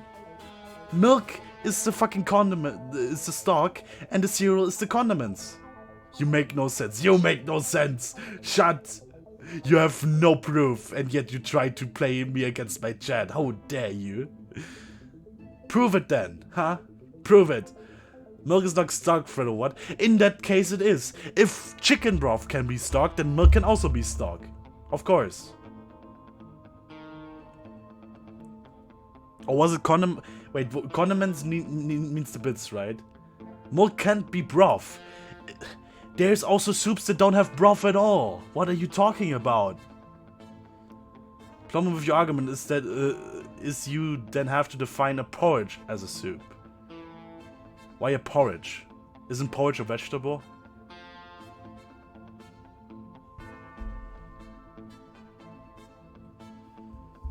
I don't get that one. Milk is a dairy product. It comes from an animal. That has nothing to do with the situation at hand. Because there's like, because that's the cereal that they are very porridge-like. It's a raw product, not a broth. That doesn't mean you can't use it as such. That makes no sense.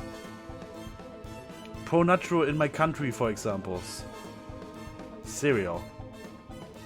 Wait, what?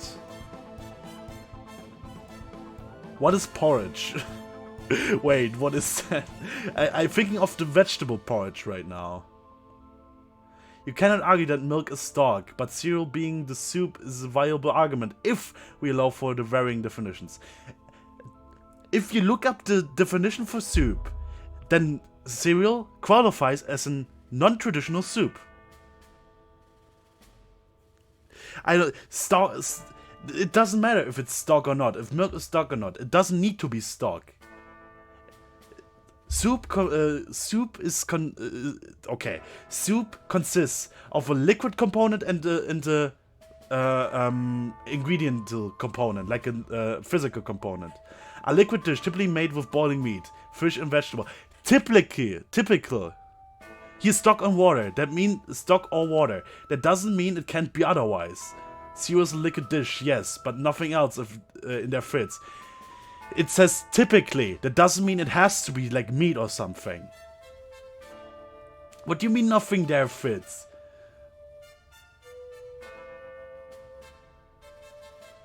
It says typically. It's also typical that you use for example that you use wheat flour for bread.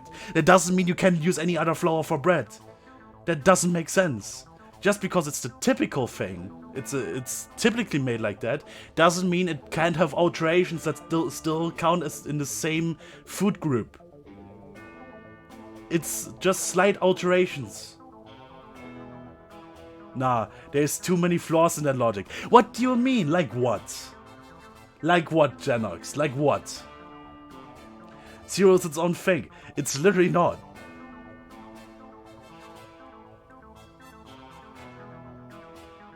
To help further with my example. Oh, if you posted a link, then yeah, I disabled links. Sorry, Mattis. To help further with my example. And also, if I go how you argue right now, Genox, then if you compare it to fungus, that doesn't make sense because a fungus is actually a living organism. Ingredients in cereal are not living organisms, man. Or like, you know, organisms. You're making an argument like tomatoes are fruit versus vegetable. Tomatoes are fruits, by the way. Most people think that tomatoes as vegetables because of their culinary use. Most people think of soup as a ceremony stock-based dish. We can make exceptions, so technically I think cereal could be a soup, but most people would not agree, lol. Just because you think it's not true doesn't mean it doesn't technically apply. Like you said, tomatoes, most people think that tomatoes are vegetables. They're not, they're fruits. Because the definition of a fruit applies to a tomato. It's not a traditional, it's maybe not in a traditional sense it applies to a tomato, but it applies to a tomato in such a sense that it can be and is considered a fruit in culinary ways. So the same can be applied to cereal.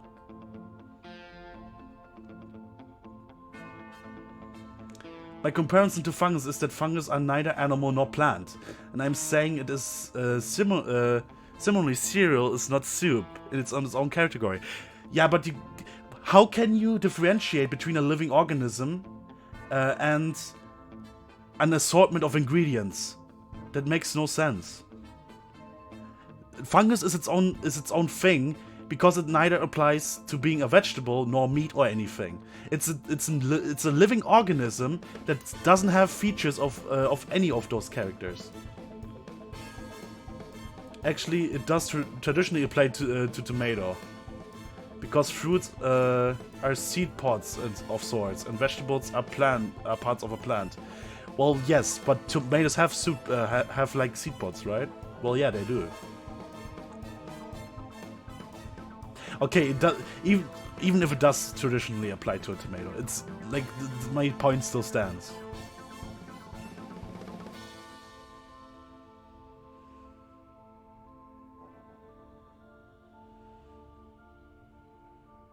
My god, why am I arguing about fucking cereal again now? Why are you guys making me do this? Just agree that everyone has their own vision, my god. But no, you need to use it to bully me, so you need to prove yourself. You need to adjust settings from where you fight about this stuff when it doesn't interrupt your game slow.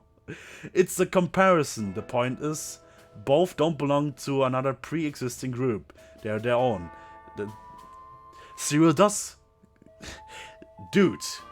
Cereal does have another pre-existing group, though. It's a liquid-based food, and it can literally be applied to soup, which is just another broad term to be used for dishes like that. Cereal is also food, just like fungus are living things. This dog part gets me with soup.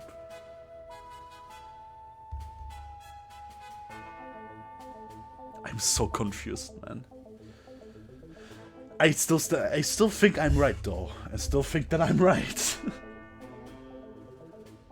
Yeah, but you can't compare an ingredient with a dish.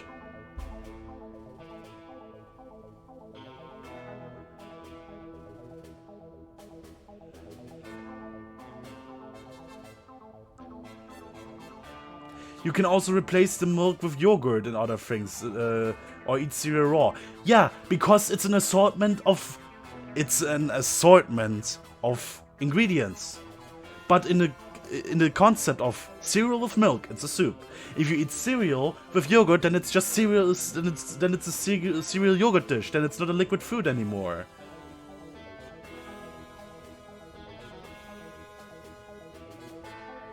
Wait, my god, I need to read out of chat. A stock plus noodle soup, yes.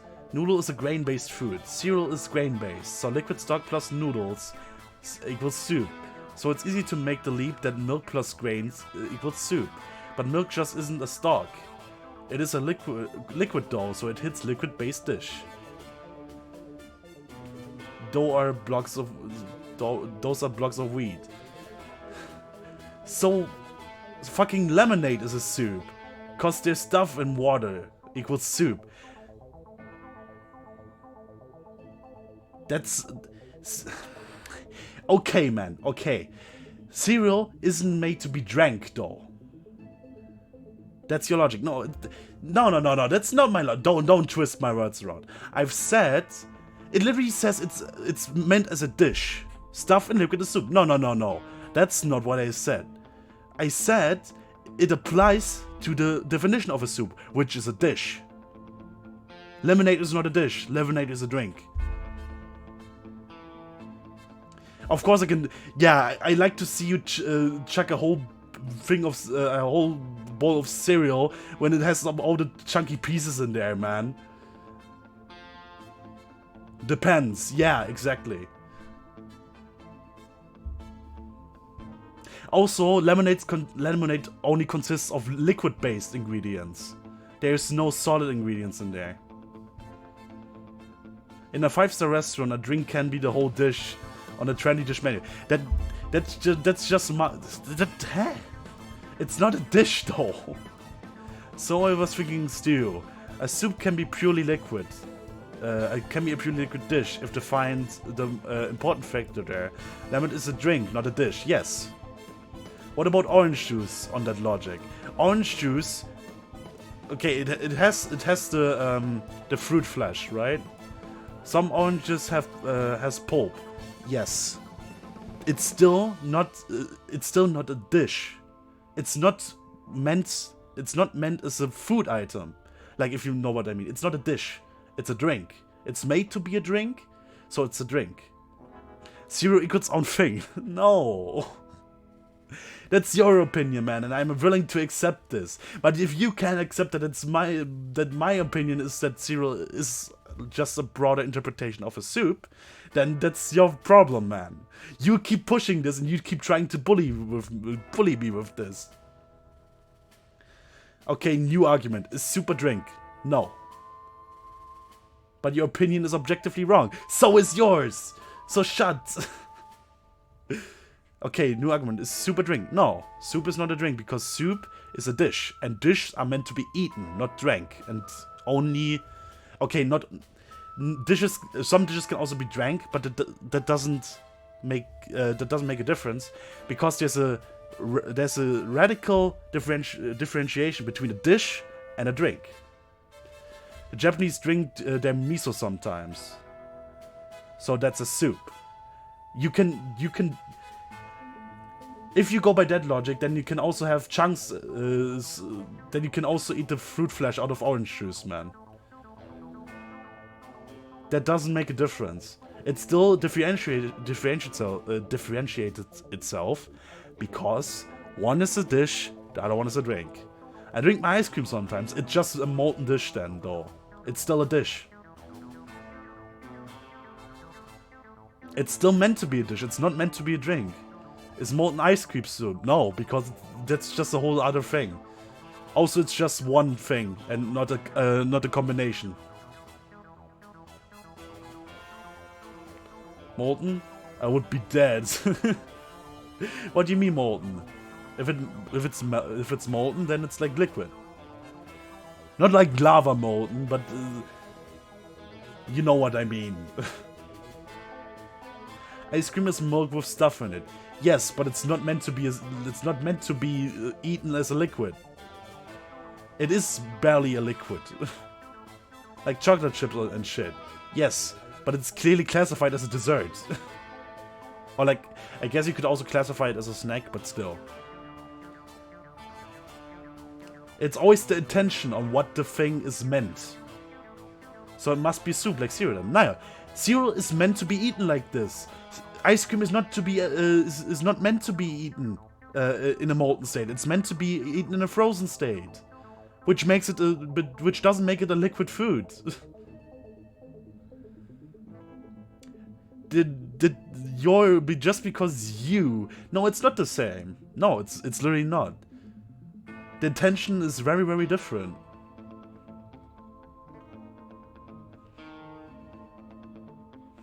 So frozen cereal is still soup. Well, then it's frozen. Then it's not liquid anymore. Then it's something else. And you turn the soup into something else, into a block of frozen milk with cereal. Then it's not a soup anymore. Or you could argue it's just frozen soup. Well, which it basically is. Even if I eat it with a spoon, ice cream as a dessert. No one's. If molten ice cream isn't soup, yes. It isn't soup. Let's just agree that language in general is a shit show and put this aside now. I would if Genox would stop.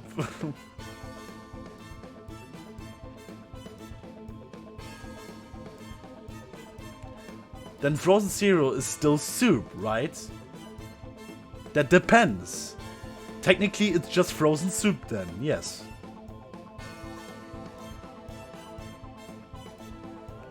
Even if I eat it frozen. Soup is not meant to be eaten frozen. That's... No, it makes no sense because you take it out of context. It's not meant to be eaten frozen, just as ice cream is not meant to be eaten in a molten storm. I'm not wrong. No, just because you take it out of context and are eating it in a state it's not meant to be eaten, doesn't make it a different thing. No, I'm not. I literally have a sound argumentation why it's not. No. I literally have a sound argumentation where it is.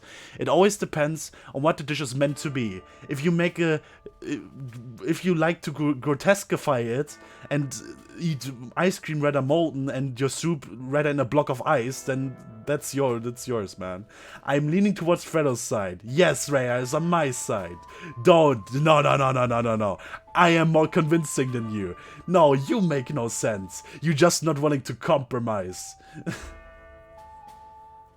You just can't admit it, because then you would have to stop bullying me on that topic, which is itself is an argument for you to never drop the subject.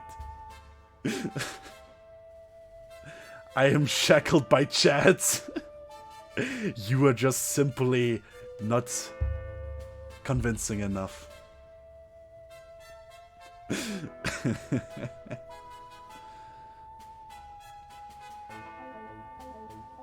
My definition is objectively true. Robin isn't here. Robin is on a party right now. And you know Robin would do anything to bully me the heck out of me, so that doesn't count. You're not getting away this time, my boy. Admit it. Admit it that I make sense. I see his logic to a point, but I personally see too many flaws with it to agree with it.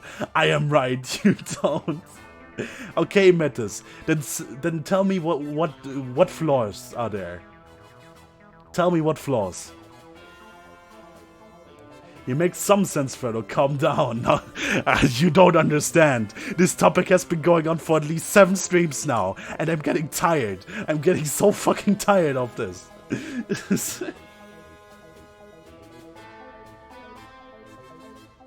What do you mean by porridge, though? Is it the vegetable, or what do you mean? I don't know. I am not English enough for this. I don't know. Porridge is like cooked cereal. Okay, I just have to Google it because I'm too fucking stupid for that. Wait a second.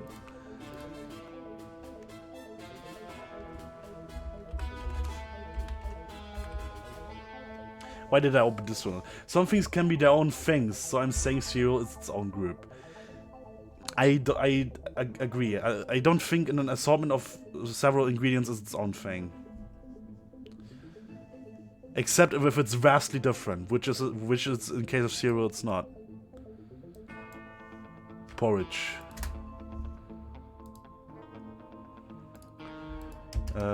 Definition.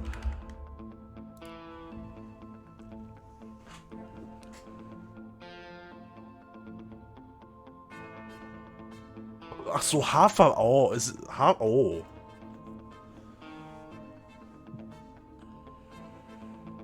There's also the product Wet Bix, which is blocks of wheat. You see, Mattis, this is not a liquid dish, though. Porridge is not a liquid dish. At least the way... I don't know if we mean the same thing right now. But I don't think it's a liquid dish, if I look at it like that. It's more like mushy. Oh, good point. Cereal snack bars. It's literally also cereal.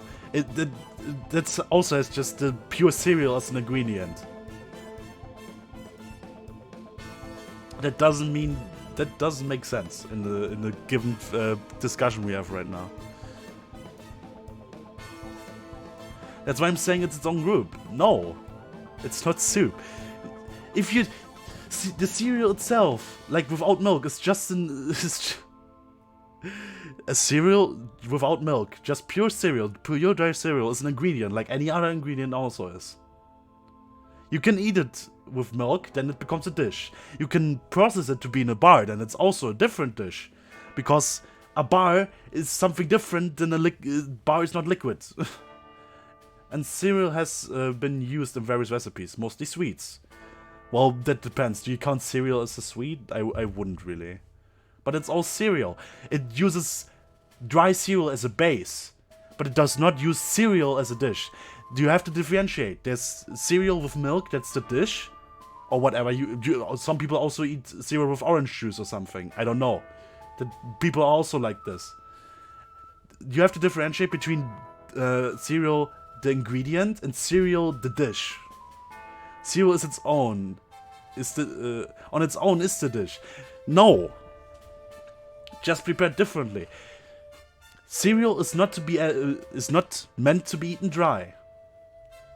Tell me only one manufacturer tell me even one manufacturer of cereal that's gonna tell you that it's not meant to be eaten with like some sort of milk or something. And bars in that don't count. I mean the dish. Like I said, it's meant in the dish, it's meant to be eaten with milk or something like that. Or like soya milk or soybean milk.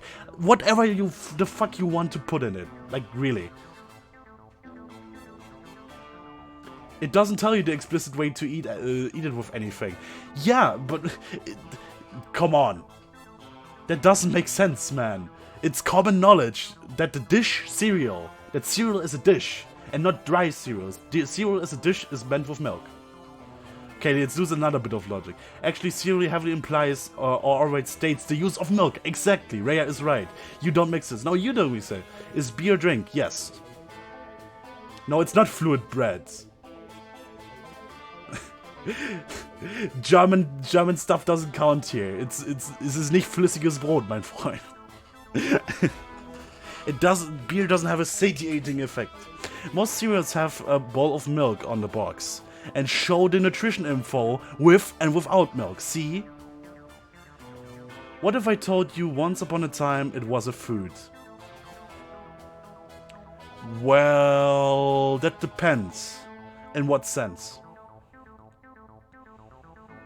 Like I said, in what sense?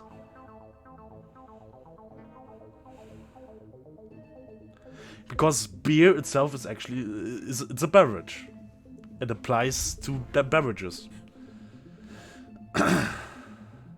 It was thicker, less filtrated as it is now. That means it's a different product now.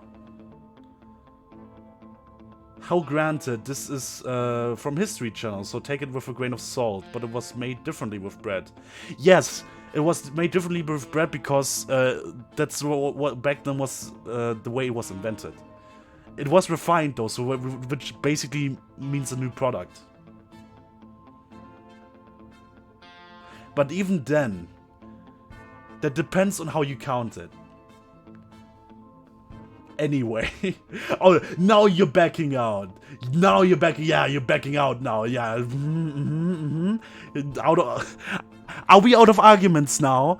Do you just plainly stand by our standpoint now and just forget about anything?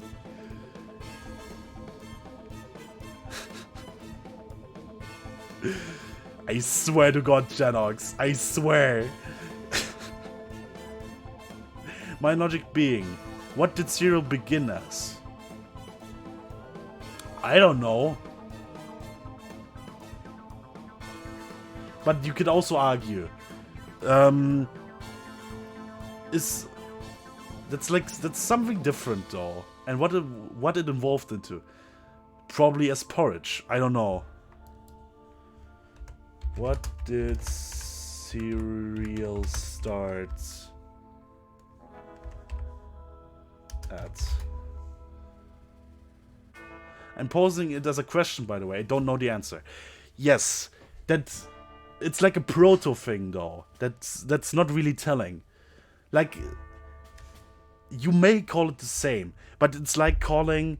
If you compare a car from back then to a modern car, is it the same thing? Is it really? For an example. Thank you for the hydration, Genox. Yeah, drown. You just can't resort to logic, so you're trying to use violence now. I would argue that something can evolve. I drank water, yes. You are the soup. No, I'm a living organism. I'm not an ingredient in no way, shape, or form a food. It's more a question I wanted to ask since we're on the subject. Yeah, I'm just telling you how I think about it. Just because it started like that doesn't mean that it's like this today. That can be applied to multiple things. Like I said, cars is like if you view cars back then and cars today, it's not the same thing, let's be honest. It has technically the same function, but it's vastly different in technology, not in concept, but like in every other aspect, basically. Now you're saying old cars aren't cars. No, I'm saying there's a difference between old cars and modern cars. And they evolved over the time, and now there's something different than what they were back then. No, old cars are cars, but they evolved. And they don't have the same standing that they have back then. But cars are cars, yes, but they still evolved. They are not bikes. Yeah, that's objectively true, yes.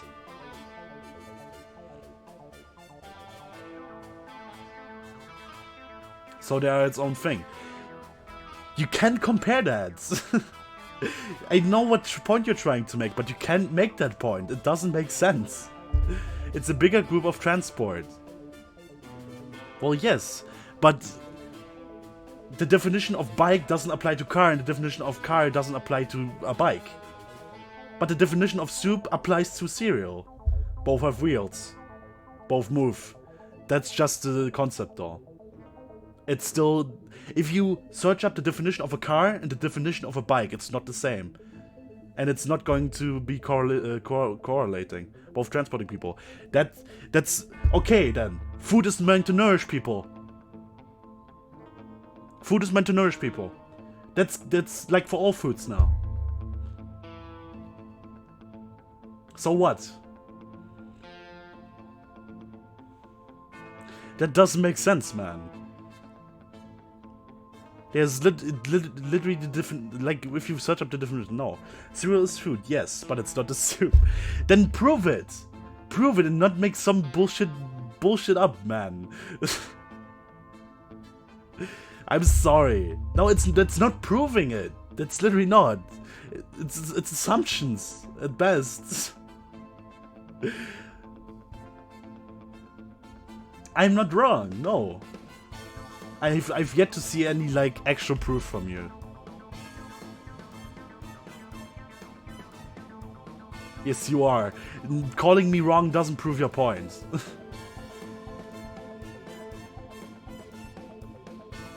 You just deny everything I say. No, I'm not denying what you say. I refute what you're saying with actual facts. You're like flat earthers. No, I'm not just flat out denying what you say. I'm just refuting what you say and then bring my standpoint into it. That's what we call an argument. Like, I'm sorry, John. I really don't want to come out off as a jerk right now or rude or anything. I hope, by the way, I hope you take this as like all fun and games, by the way. I don't mean any of this seriously. I don't try to, like, insult you in any way, okay? Okay, back to the game, yeah, okay, that would be better, probably. You refuted with pseudoscience. No, I refuted with actual facts. That are recognized, actually. But anyway.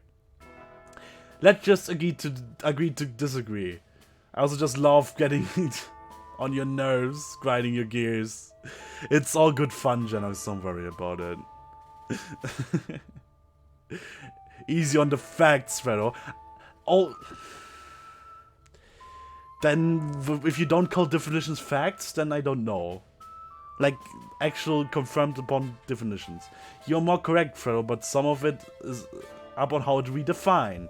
Yes, but there are correct definitions and there are incorrect definitions. And I'm taking official definitions. You're not even willing to compromise. I am willing to compromise and you're not even willing. When there are multiple definitions, one can be more fact over the other. That depends. What's the recognized definition? Because there is a one recognized definition. But anyway, I don't want to continue this, please. True, some definitions can't be wrong. Exactly. And I've been going off the can. True, some definitions can be wrong. Yes. I'm just going by what society set as a standard. On definitions that are recognized and used. You know what I mean. that are like universally recognized by institutions, I guess. But anyway, let's stop this madness, please. I'm begging. Please. I don't want to talk about cereal anymore. We've been talking for 40 minutes. Stop. Please. I want to go home, please. I want to get off Mr. Bones' mouth, Ryan. I would have stopped like 20 minutes ago, but I just can't stop bringing it up. I'm pissing myself laughing. I hope you choke on that, man. I hope you slip and fall. And you step on Legos while you do it. Anyway. Now shush, I'm muting you. You may call me... What? Mononoxys. I don't know what that means. Anyway, shh, shush, shush. My God. What is Monokuma? I don't know what that is.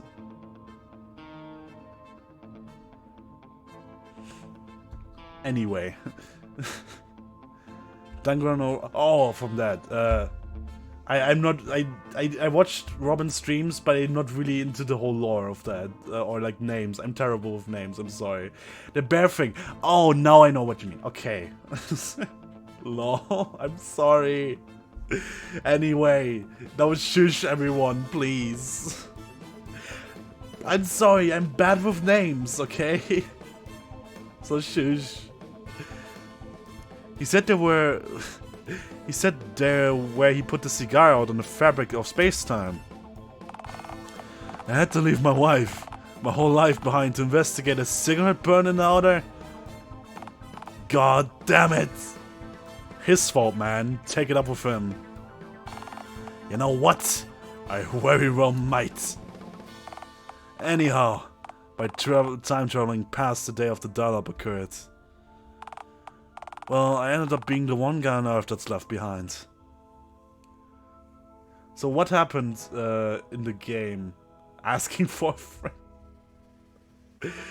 Oh God, I didn't watch every stream of Robin, to be fair, because I also had stuff to do and I don't always have time to catch up on VODs. But from what I've gathered about Danganronpa, this game, oh, okay. Okay, that's fair. Okay, we are some sort of lizard person, whatever. I don't know. Lost the plot. Okay.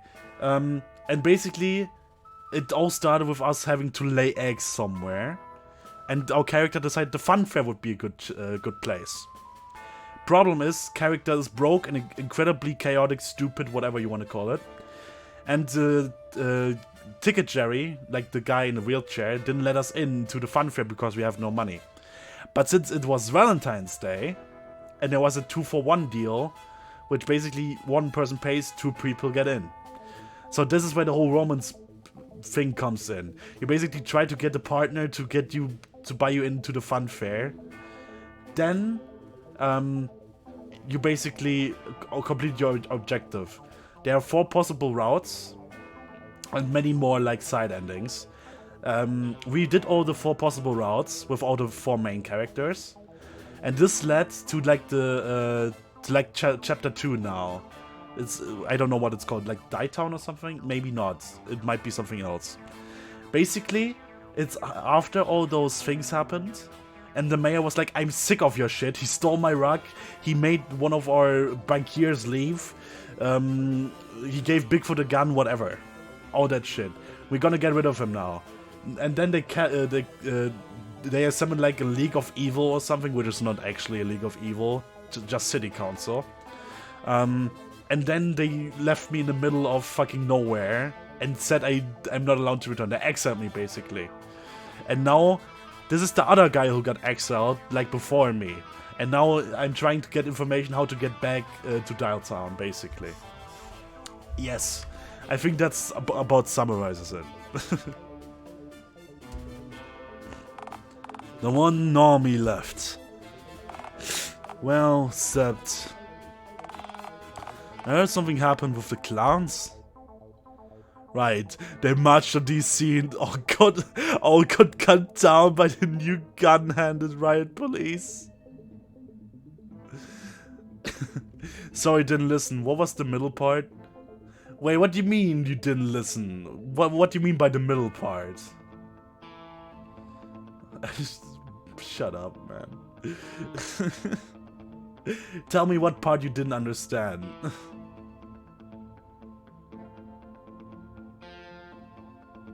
Or was it just a joke? All good, okay.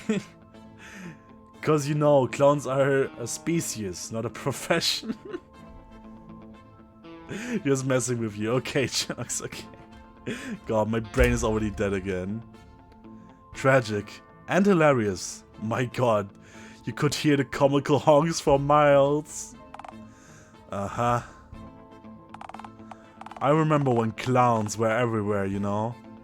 I'm so sorry. Yeah, well, I guess this was one advantage of living in this time and place, if there are any upsides at all. So, I guess it's just me left now. The last normie. That's why I got exiled from Dialtown in the first place, you know? Didn't want to conform and get my head replaced against my will, all for the sake of fitting in. Oh, this is why I got kicked out of town. For threatening normality itself. Oh, give me a break. They used the same asinine line on you too. Let me tell you something. There ain't nothing normal about Dialtown. And there certainly ain't nothing normal about the mayor or the backwater slum. She has the idea that by putting these plans of hers into motion, she's somehow recreating the Dialtown that Callum Crown presided over. Whoa, whoops, I'm sorry. So I think it was the last excursion into the discussion. Not cause I give up, but cause I fear not being funny anymore at some point. Bless you. Thank you, Genox. Don't worry about it. Okay? I take it up as fun. I'm not getting frustrated or anything. Although, I'm just saying, if you try to bully me with things like that, I'm going to get you into an argument. You're gonna have to think about things like that.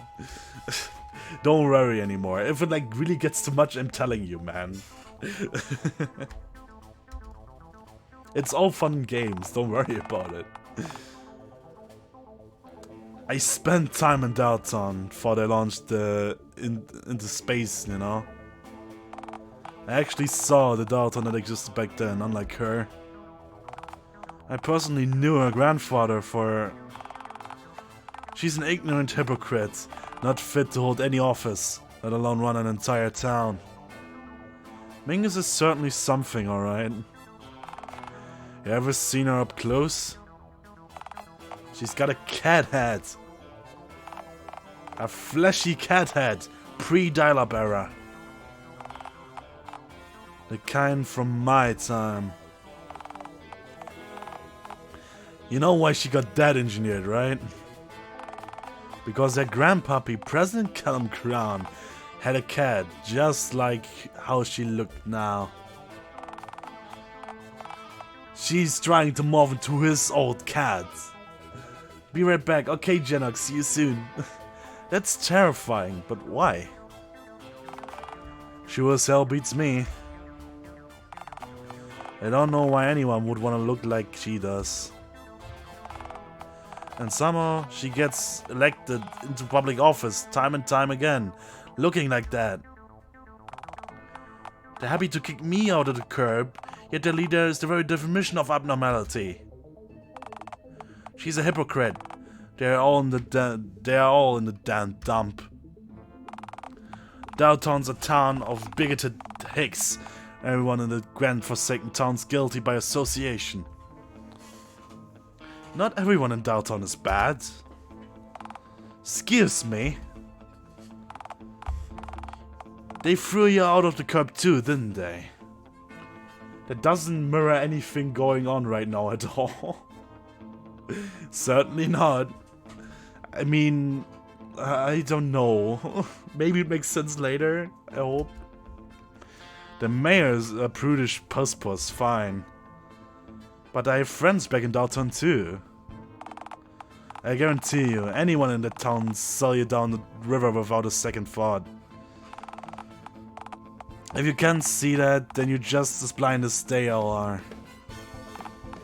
Now, as far as I'm concerned, I've answered all of your questions. I think you imposed on me and taken advantage of my hospitality for long enough. You should leave. But I don't want to go. My land, my rules, partner. I've let you ask your questions. Now move on. I've got things to do. Yeah, like what? Stewing in your own bitterness? You don't know how long I've been here. I had to leave my whole life behind. Twice. Then again, being cast out of the bigoted town was probably a blessing in disguise for the both of us. I don't want to be alone. And I don't want company, so I suppose we're at an impasse. Oh, wait! Except we ain't, 'cause I've got a gun. So, get out. He'll just jump in at the last minute and help us anyway. Deus ex machina. Move on. Find a better cesspit to squat in. And get yourself out of... get the hell out of mine. I don't know where to go. Follow the perimeter of the town till you find the freeway and hitchhike in literally any direction. Further you get away from Dialtown, the better. As I just noticed, the face on the paper keeps changing. Yes. Don't make the mistake of settling too close to town like I did. Or you have to put up with visitors like you showing up every now and again. Wait, have others come by here? No one nearly was annoyingly persistent as you. There's a shepherd who lives 8 or so miles down the road, but he knows to keep his distance on account on the signs. Shouldn't stop you though. Right, signs can stop me because I can't read. Knew I should have gone all and stuck ahead on the spike out front. Alright, I'll cut you a deal, partner. I'm willing to let you stay on my land if you want. But only for the chin up and the end of the wood stick. Would I be alright? I'll pass. I need my neck for halting, hodling, swallowing, and goggling. You sure are a repulsive creature, ain't you? Thanks. Me too. That wasn't a compliment, you know. Thanks. Me too. Please be patient with me. God isn't finished with me yet. That's the first thing you said so far that I happen to agree with, you know. Actually, you know, now that I think of it, I've seen a woman sulking around these parts for the last week or so, through my binoculars. Of course, she never gotten too close to the shack. Seems she's the artsy type, on account of her usually having an easel under her arm. Looks between 4'10" to 5'4", I'd say. Unarmed, of course. Had some kind of printer. Brown! With a small white decal that wasn't able to make out from the distance. That's Karen! Karen! Wait! Karen! You found Karen! You know this woman? Yeah, we...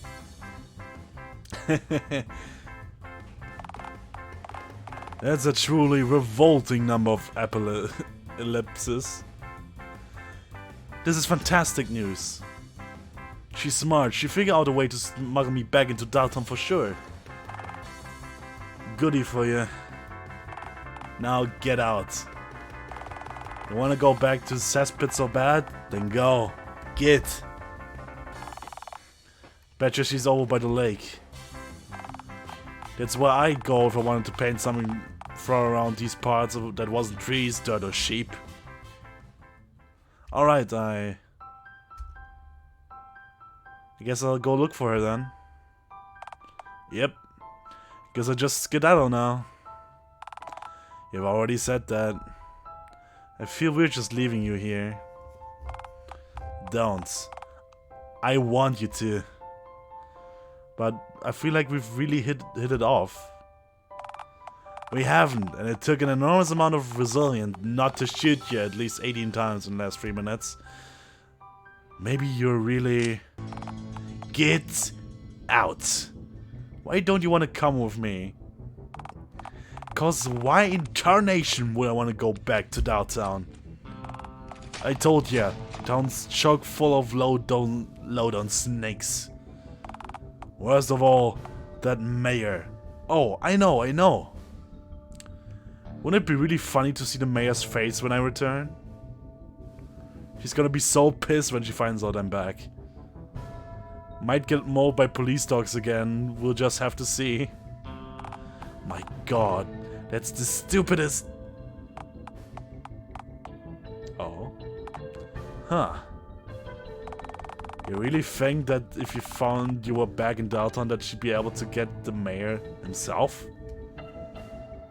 You bet. I've reached her once, I'm sure I can do it again.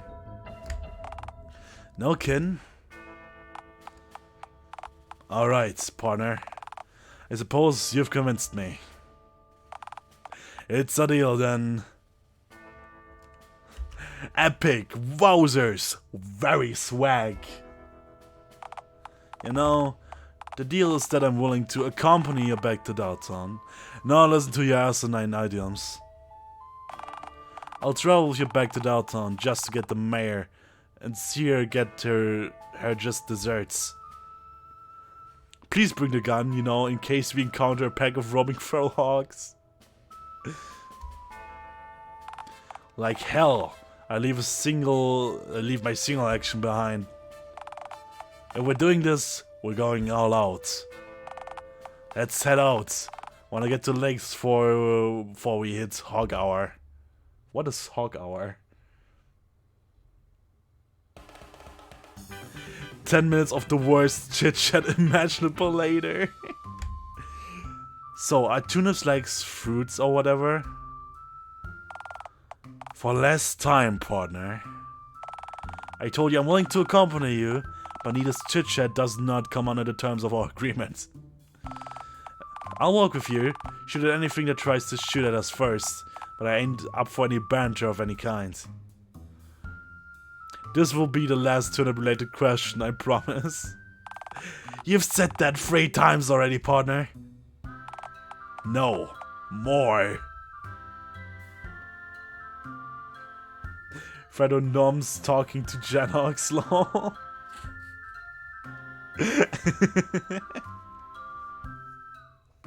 God damn it. It kinda is though. If you just answer the question quickly, then I'll be satisfied. You could be a little nicer to me, you know. And you could be quieter. What a word that might be. I could always yodel to pass the time. Why do you sit all... Partner, as my mama used to say, it ain't wise to yodel at a man who's holding a loaded firearm. Why do you tell the German guy to yodel, man? Get a Swiss guy, they can do that, but not the Germans, man. Huh? Did she say it often? Once. Only need to say it once for it to sink in. Huh. Alright then. Hey Norm, I have one last If you ask me another question about turnips or radishes, I swear you're gonna taste lead for the rest for the rest of your short life. No, I wanted to ask, is Mingus right about Dialtown? What are you talking about now? Are you starting to piece together why they might have wanted to get rid of you? Nah, not the exiling part. They're wanting to make Dialtown just like it was when Callum was in charge. I guess what I mean is, you think Dialtown was better off before Callum died? Before he what now? You think he's... You don't know a damn thing about President Crown, the chief, do you? I know he had a funny head, wore a flag tie, and made lots of telephones. That's the gist of him, right? The gist of... He was the greatest leader in this here country ever had. A visionary. And a tragic waste of potential in the end. I found out what happened to him after I jumped forward in time, of course. So wait, he's not dead, but is gone? That's the long and short of it, yeah. To my knowledge, he's alive and kicking, but still completely gone. I'm even more confused now. Yeah, that sums it up. You make brain hurt, Magic Hat Man. Alright, alright. Maybe you'll understand if I start at the very beginning. Context and all. Lore. Callum Brown was born here in Dialtown in 1923. Growing up in the 30s, Population we lost count. Callum found himself transfixed with the technology that was becoming slowly commonplace at the time, namely the telephone. Callum was born with a severe deformity, having only one complete limb, his left arm. What? While extraordinarily bright, he lived a solitary life, watching other kids outside perform feats he could only dream of. When the early 40s rolled around, Callum signed up to fight in World War II, but wasn't accepted on account of his disability. He had to stay home and bitterly follow the war alongside the rest of those unfit to fight via hazy radio transmissions. If only I could walk, Callum thought to himself. If I could walk, I could serve. It was at that time that Callum put his garage workshop to good use. Made use of scraps of just about any metal he could get his hands on, forged himself a pair of prosthetic legs, which, while crudely assembled, were virtually unheard of at the time. He sent the Army Registration Office a note, vouching for his new metallic appendages, vowing to join their cause, whatever the cost. He never got a reply. So he simply sent another letter, then another, and another. What started as one letter quickly became dozens. Always a motivated guy, Callum decided to use his head, try something new. Callum bought his first telephone.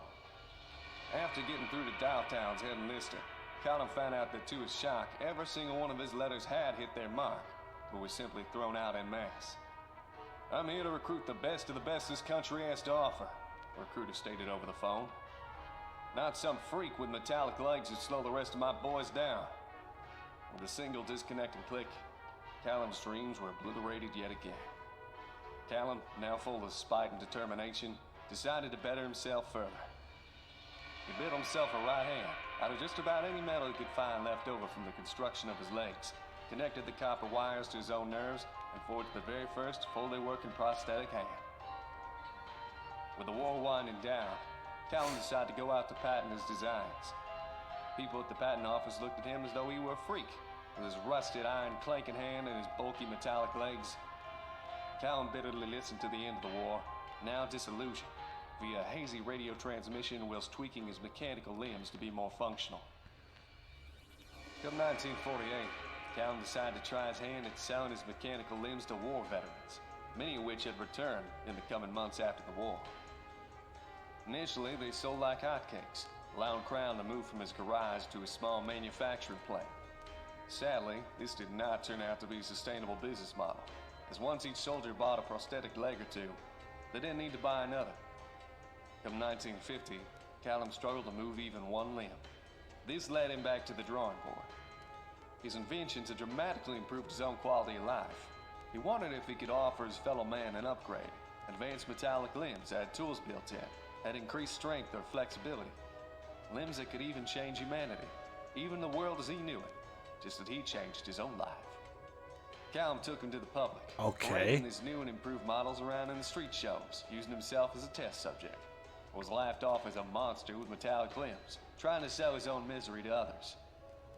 Callum was looked on as a self-mutilated idiot, someone who made himself a freak for show and not as a talented and determined visionary who paved the path that he needed. Rare, thanks for the lurk. I'll hopefully... I'll prove him wrong. Yes. I'll prove the whole world wrong. Thanks for stopping by. I hope I see you later. Callum No. gradually Yes. became more cynical. Yes, I'm sure he did all of this by himself and absolutely nothing. And not for some form of privilege helping out like every other self-made billionaire. That's a good point, Mattis. That's a good point. Machines, televisions, refrigerators, always sound faster than the nearby factories could churn them out. Callum's idea to integrate organics and inorganics wasn't taken to right away. With a lack of sales revenue, Callum had to all but shut down Crowd Mechanics Incorporated and let each and every one of his workers go. Callum soon became something of a town oddity, none unlike myself. A door-to-door salesman made of clunking rusted metal, a vendor of that which was unwanted. Callum somehow felt lonelier than ever before, even more so than when he was back in his garage, watching the rest of the world move outside his window. He reflected on his loneliness, once again being bound to his workshop, next to his phone, desperate not to miss a single opportunity for his dream to take off. His phone. It connected him to the world outside of the workshop, to the rest of Dialtown. Perhaps it could again. That's when he realized. I've got it now. Callum spent a full year working on his new design. A telephone that's built into your head. What? He swapped and traded for other such devices and has a 5-year warranty. No repurchases required. Surprisingly, despite their clunkiness and novelty, the practicality of having complete and portable phone access anywhere in the world through airwave frequencies wasn't lost on people. And interestingly, the phones caught on quickly. A typewriter alternative even became common, allowing text to be printed from one's own head, as if the user was having a conversation with the very paper itself. Unpredictably, these phone heads caused a massive boom to employment, with young men and women getting hired left, right, and center as both manufacturers, but also operators in switchboard exchanges. This economic boom made Callum extraordinarily popular, which he used to run for mayor, the Senate, and finally the presidency. All 3 roles he walked into, seen as a visionary, a man who could change the face of America for the second time. Becoming leader of the United Nations, Callum proposed to the world his vision for the future. United Nations? Wait, what? His idea of a functional, inclusive, and wondrous mechanical world where all problems from famine to animal extinction, societal conflict to resource shortages, all could be solved, preventing future wars and creating worldwide harmony. However, due to paranoia, he refused to write the plan down in its entirety or tell anyone what it is prior to the proposal's agreement.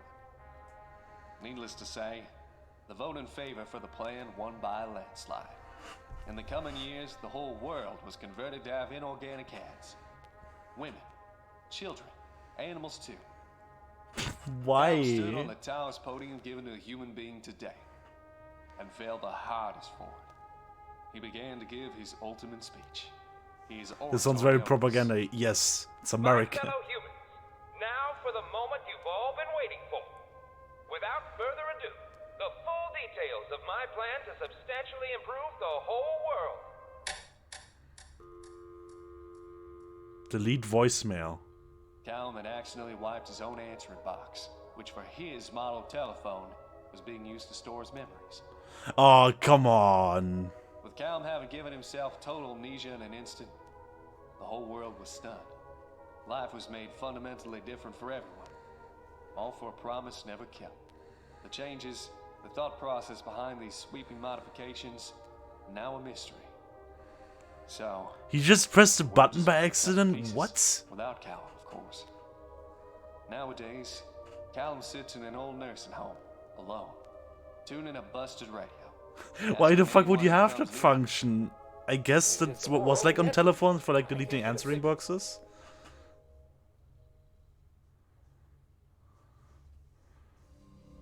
What the fuck?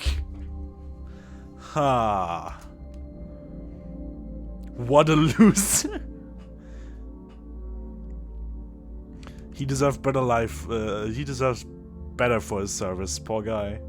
Yes, a delete memory function. That's just what we need.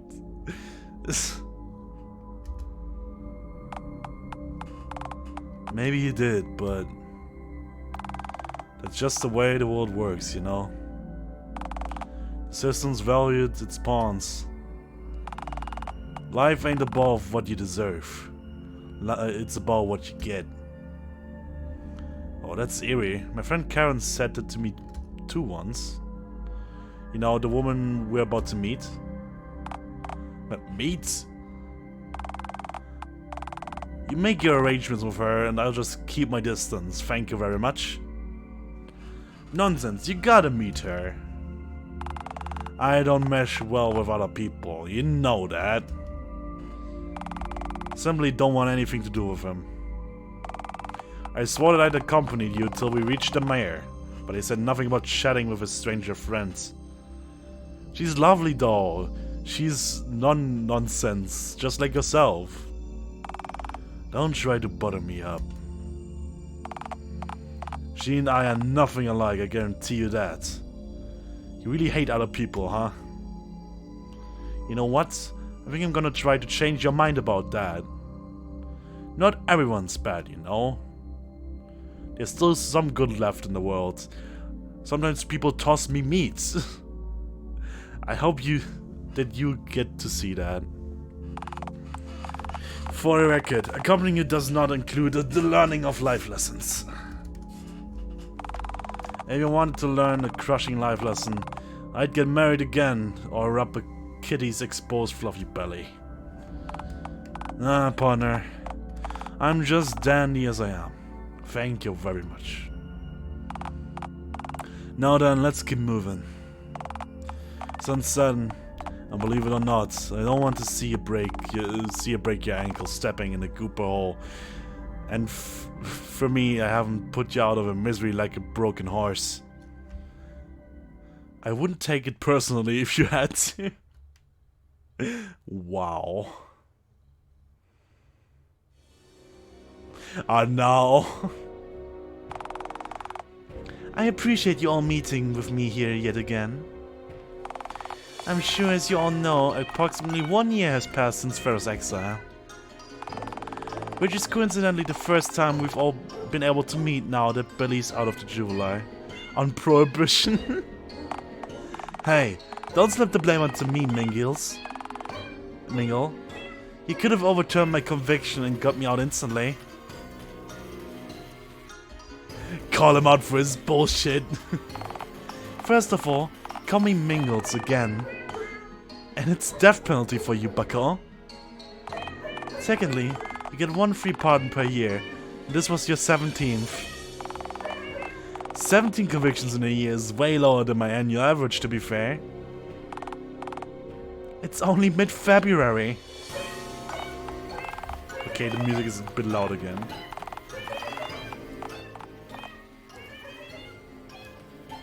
Look, my point still stands. The initiation of Phase 2 of Mayor Mingus' Perfect Society reform is vastly overdue. Abel, drop by the fun fair and receive the green once shall spawn for Theodore. Are you kidding me? Why do I have to collect the eggs? They'll probably be moist. Oh my god, my nose. Very possible, but alas, every other member is already preoccupied with a mission on their own.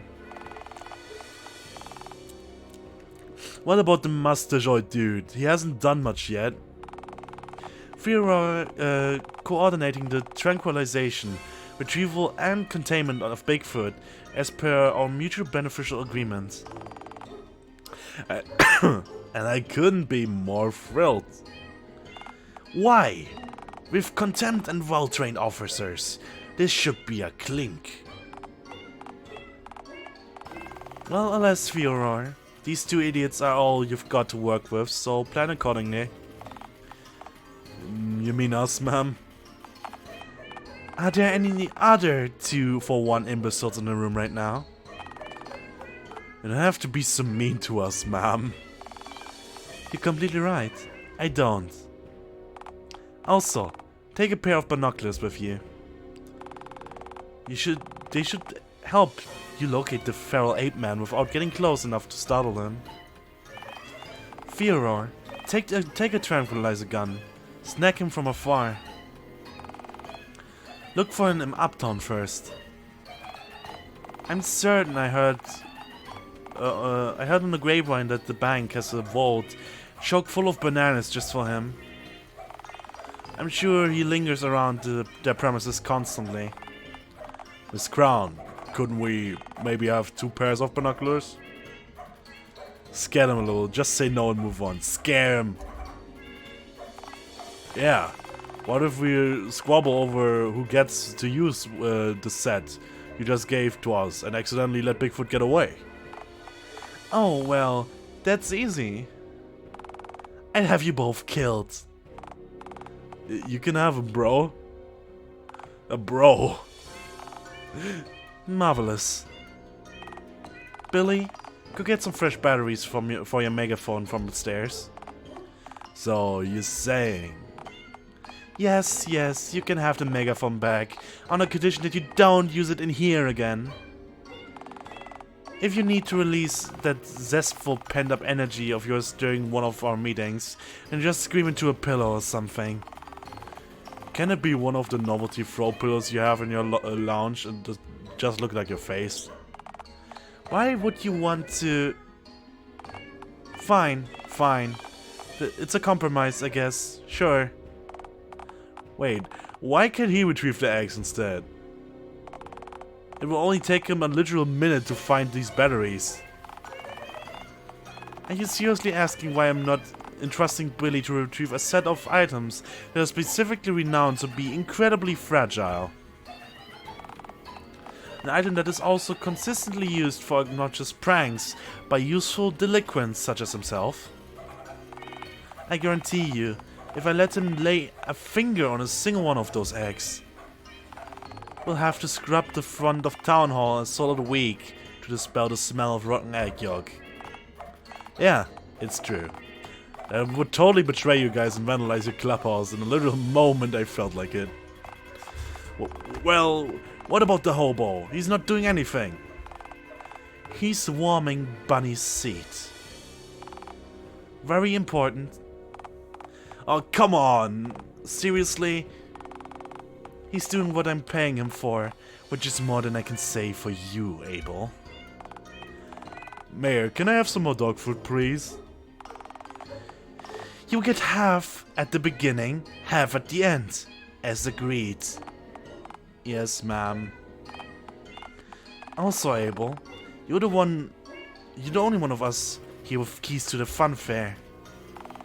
You'd have to page your ticket booth employee and let them know someone else was coming on your behalf if we send anyone else. Flan chance of that working. That guy's a moron. He'd somehow screwed up opening the gate for us if we trusted him with this responsibility.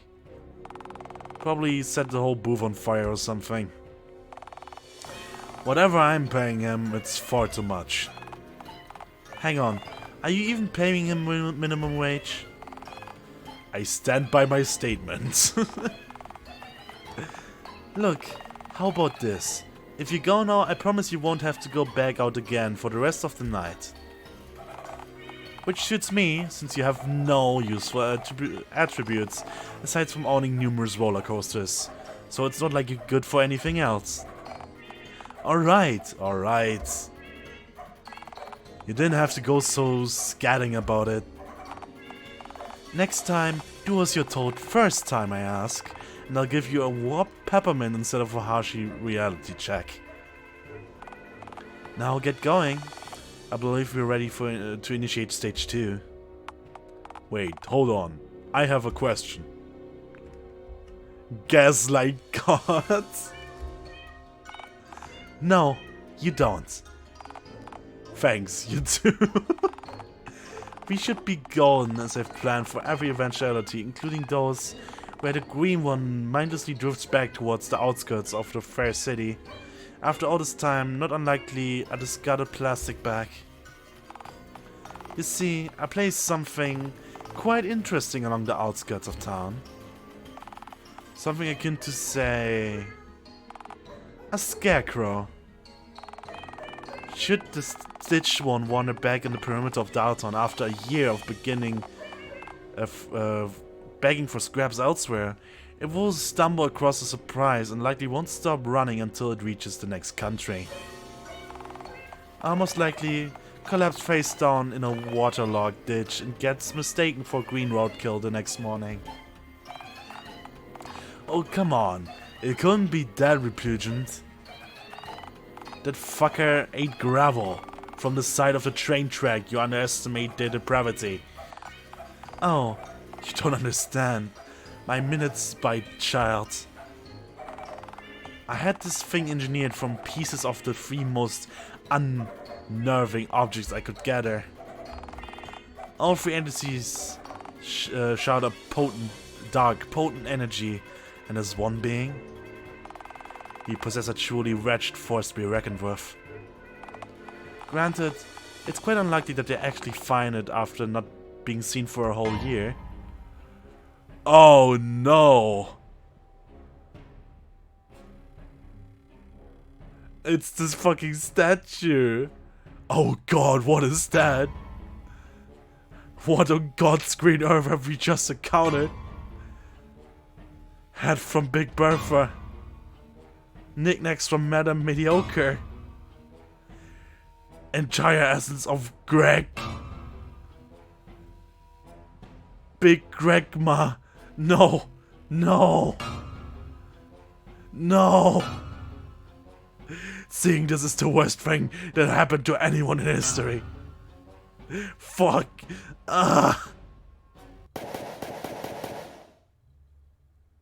You missed.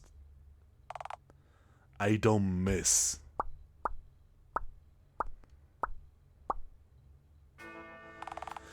You were saying, Norm, How? When you live in the middle of bumfuck nowhere, there's really only three things that you have to occupy yourself with. Shooting tin cans, hunting for your supplies, and swatting flies, all three of which majorly help you hone your aim. Especially that third one. Good lord, the amount of critters that you got wandering and flying in your house. The largest of which was me. The most annoying persistently. At least flies move away from, for a moment when you swallow them. I'm a lovable creature. And you slaughtered Big Gregmar, saving my life. Well, not quite, since you weren't in any actual danger, partner. You essentially just shat yourself over a weird-looking scarecrow. But had you not shot it, phone lord, I'd have ran until I hit the next country. Or, collapsed in the ditch 2 miles up the road. You cared enough to shoot it for my sake. You do have a kind heart, Norm.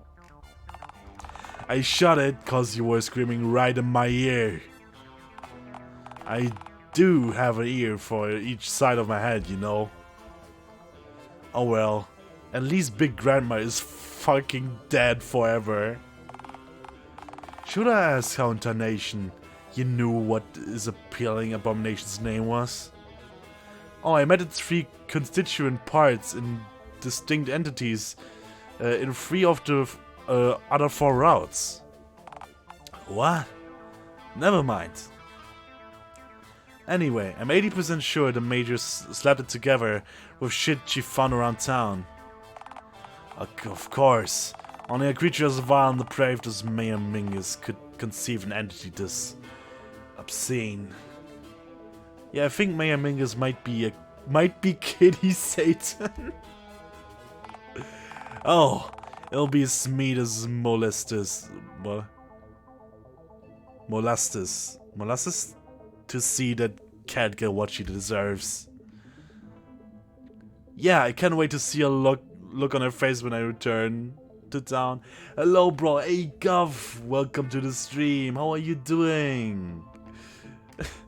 After last time, unfortunately, you just came too late. You're still on time. We still have a bit time left. Yes. About an hour still, I would guess. How are you doing? How was your day? Yeah,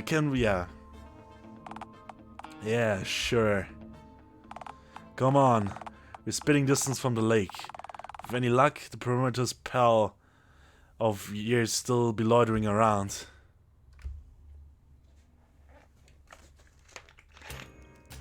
Look, there's Karen. Karen, it's me. It's Fredo. Fredo? It's been so long, What are you doing out here? Did your cat homing instincts follow me out here?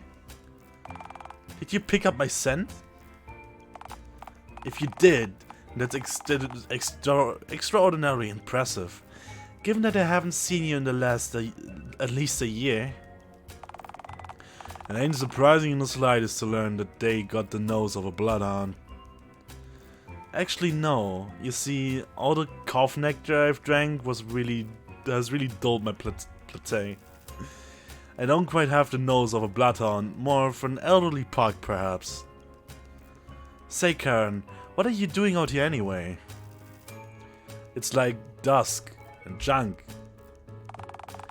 You ever tried to paint the moon during the day?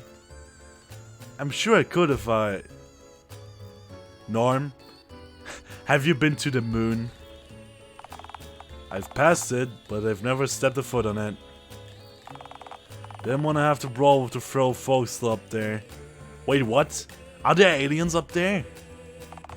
Not quite aliens, nah. What do you think the first folk who went up there actually came back down? That's cute. People assumed the landing was fake, but really, it was everything after. But Neil Armstrong did come back to Earth, though. You sure about that? Have you met him, huh? Actually, I have. He signed my toy rocket ship at the space convention years ago. It's not the same Neil who landed on the moon. Trust me on this. So wait, then who was... You don't have the necessary clearance to know that, partner. No, Karen. So, Fredo, are you going to introduce me to your eccentric dude to my left who visually clashes with himself, or... Hey now, don't you dare cast your narrow-minded judgment about how I look. Well, I'm an artist, Norm, so I know visual consistency when I see it, or in your case, lack thereof. I don't do subtly, but even for me, you've got a lot going on. Alright, you two seem to be coexisting. Karen, meet Sergeant Norm Allen. Norman, this here be Karen. Howdy, ma'am. He's essentially a cranky space cowboy, as you can see. Yeah, I figured that much out on my own. Is there much else of him? He's got gorgeous eyes. No, not really. Being a cosmic yeehaw GoPro is basically the whole gist of him. Hey, that's because I was an astronaut and I'm from out west does not make me a... You're wearing an American flag, cowboy hat, and a NASA suit, and you haven't smiled once since we met, to my knowledge. Huh? So this is what a rootin' tootin' existential crisis feels like? Alright, now that the introductions are out of the way, why exactly are you javelating around the woods with a sardonic space cowboy, Fredo? Oh, so funny story about that. It all started when I pissed off the wrong cat. Oh, for crying out loud. I'll just fill her in. It'll be much quicker and much less confusing for everyone involved. Several minutes of actual coherent explanation later. So that's the gist of it, I suppose. Get all of that? Yeah, I believe so. But wait, how did they manage to cram them into a regular-sized cat carrier? With great difficulty, I'd imagine. Alright, thanks for clarifying. That was the only question I had. No, wait, actually, I have another one. Didn't you have a typewriter head when I saw you last time, Fredo? Oh, yes? No? Maybe. Cool. So, what are you two looking for me? Taxi flare or an alibi? Well, a way to get smuggled back into Dialtown would be just dandy, ma'am.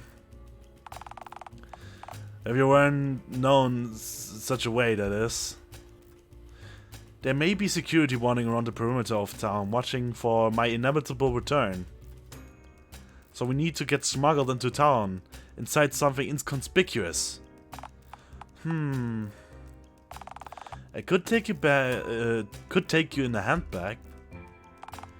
Granted, I don't normally carry one of those around with me, so it might look a tad bit suspicious. Also, the handbags have to be large enough to fit both of you inside, which almost certainly looks suspicious. Oh lord. Just cram the two of us in a pair of a big old suitcase and call it a day. Do you seriously think I'm going to wheel both of you all the way into town? Asking me to lug just one of you back to town would be a ridiculous request, let alone both of you. Come on, Caramel. Referring to me as Caramel while simultaneously trying to gain a favor from me is quite a foolish strategy, you know. Also, what if those hypocritical guards were to stop me? What would I even say is contained within my two massive, pulsating, grunting suitcases if questioned? Just say you have miscellaneous cargo in them. Works every time. The idea stings, for the record. Don't be rude to Fredo. Oh, come on. You're hardly a walking beam of sunshine yourself. Fredo and I go way back. I'm not the one giving a total stranger a rude introduction. In fairness, you were vocally repulsed by me when we met. I feel that was earned, though. Alright then, genius. Think of another plan. We could dig a tunnel underground right into Dialtown. Fantastic plan! Yeah, definitely wouldn't just die underground after a cave-in. Agree to disagree, Norm. While Fredo can almost certainly navigate underground at a speed comparable to your average mole. Unlike the mole, Fredo would almost definitely swallow all of the soul they cleared. They would definitely die underground, groaning and clutching their soul-filled belly. No, Karen, he wasn't speaking genuinely. No one was being sarcastic. Norm, I have to say, I find you to be incredibly unlikable individual. Oh what? So my company's undesirable, but you find hanging around the green vermin to be just peachy? Fredo was the first person to ever make me see my own value, I have you know. Oh, like this, moron. I'm right here, you know. This moron convinced me to spread my wings and show my art to the world. Fredo taught me that ultimately you have to take responsibility for your own happiness, because nobody else will. Huh. That's obvious though. Well, do you? To me, you're just a cantankerous old could. Happy to stew in your old bitterness.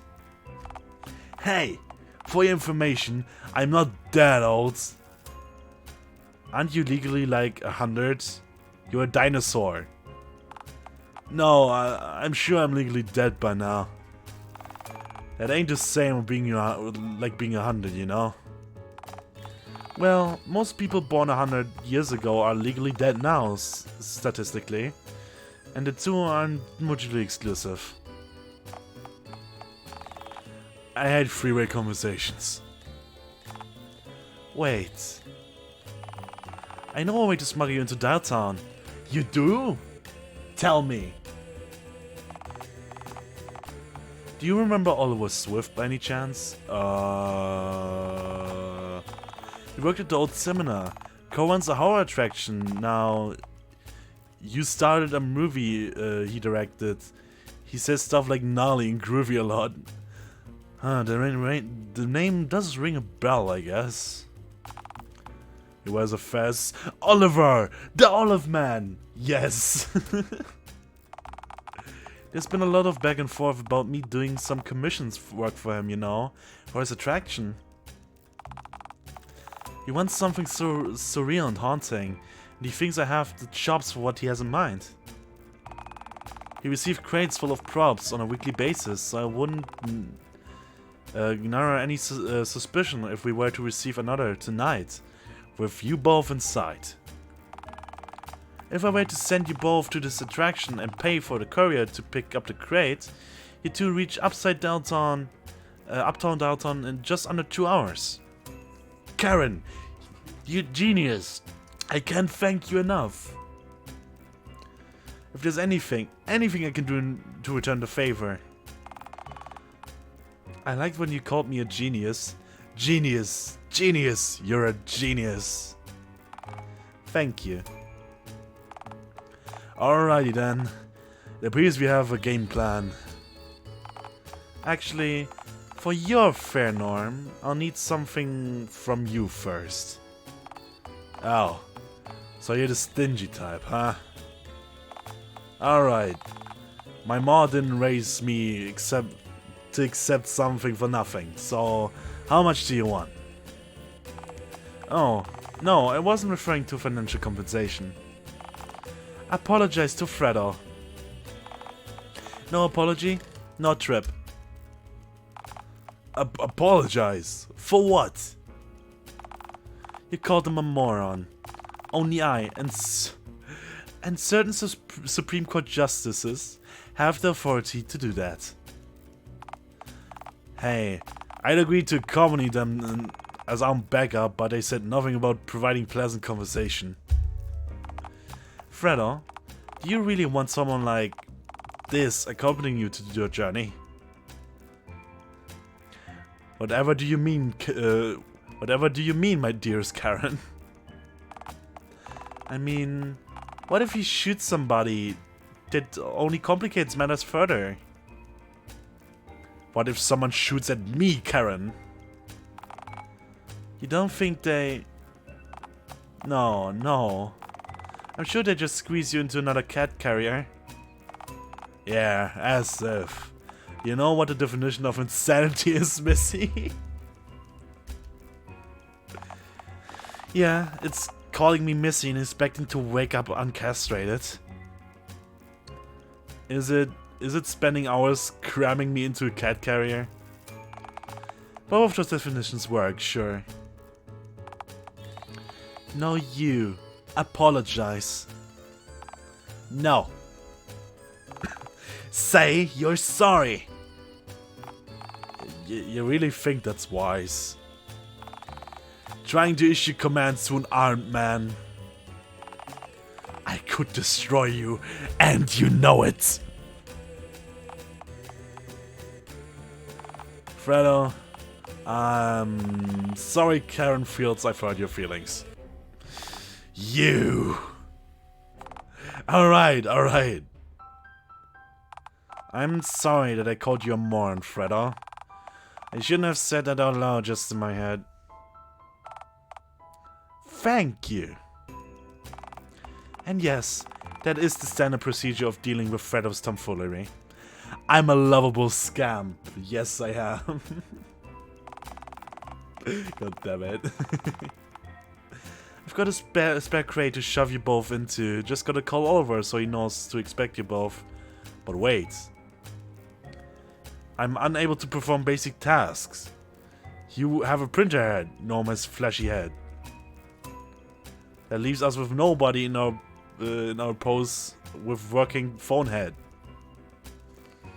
To call Oliver, we have to hack into Dialtown's phone lines, and I mean, I could just call him over my cell phone. You can do that? You know, every single person in civilized society has one of those, right? Well, I don't. Norm, you live in a shack and eat possum meat. I don't eat. Fuck.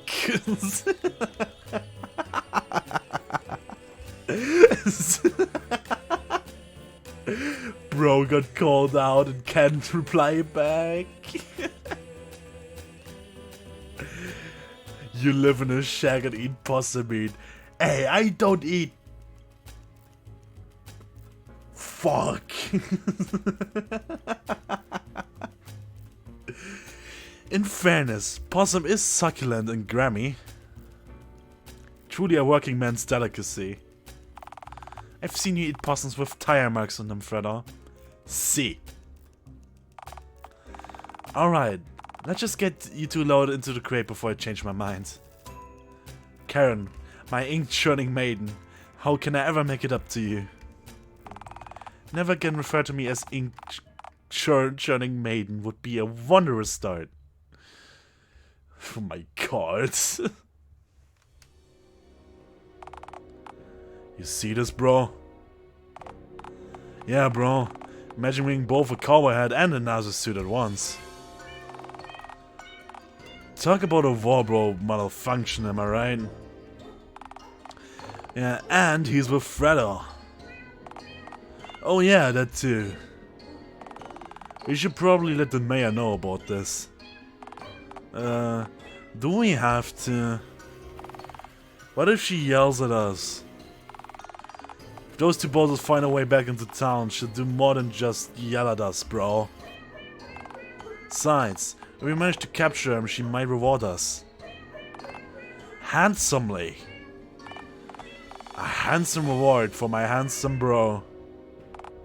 Bro. You think she'd let us pick a less crashing outfit for the YR space dude if we manage to capture him? Oh, hell yeah, bro. Let's ask. If she says yes, we'll actually try this time. There, what? What happened to Big Gregma? How on earth did they make it past my stationary inanimate obstacle? My god. I need to go to bed, but tomorrow I want to talk to you, Robin, and there's some plans for Tuesday, so please drop by my Discord later. Yes. Anyway, night, Freddo. Okay, Mattis, I see you later. I see you tomorrow then, yes. Have a great night. Bye-bye. Well, from what we can deduce, the Yeehaw Moon Man filled with the bullet holes, and then it's kinda exploded. Yeah, that'll happen, alright. You know, as a seed warmer, you don't have to speak. Cool. I won't speak unless I have something funny or epic to say then. Okay, allow me to be more specific. As a seed warmer, you mustn't speak. Alright, now, who could be smuggling our green friend back into town after a year of being sighted? I know there couldn't have been any contact with any of our residents, with all phones in the city being bugged and all phone lines being tapped. Who in town owes Freddo some kind of favor? Well, the numbskull I hired to operate my ticket booth for a start. Oh, please. Randy? He's not a threat to us at all. Randy, quite literally, peaked at birth. Anyone else? Bigfoot, my old friend of money. Right, the very same Bigfoot who's presently confined inside a cage while it's being examined by Theodore. What about God? I've seen the two chatting before. Well, God's here, warming up a seat, so it's unlikely he's plotting to help Freddo. It's true, I was there. It's obviously the freeze dude over at the horror hovel boozos. Alright, the green one appeared in the god-awful film that was in the cinema premiered right before its closure. Of course. That cinematic travesty kept me up for a solid week. Easily the worst experience I had in the last year. Hey, wait a second. Didn't your dad die last year? I really didn't care for that movie, Billy. At least you got to watch it. 18s only. Bozo wouldn't let me loiter in the lobby during the premiere. Right, because you would have done something asinine during the showing. Like stuffing a bunch of lit firecrackers in one of the bathroom urinals. Yeah, but they didn't know that. Yes, they did. Which is precisely why they made you leave. Look, I can't. You two, Stabby, Shooty. Go retrieve the green one from the spook horror house at once. And remember to club them out cold before you drag them here, not after. It'll save up plenty of scratch marks during the sordid ordeal, I can assure you. Bad idea, Mingus. That's Mayor Mingus to you, Runt. Yeah, like that sounds any less ridiculous. Assert your dominance or shush the boy.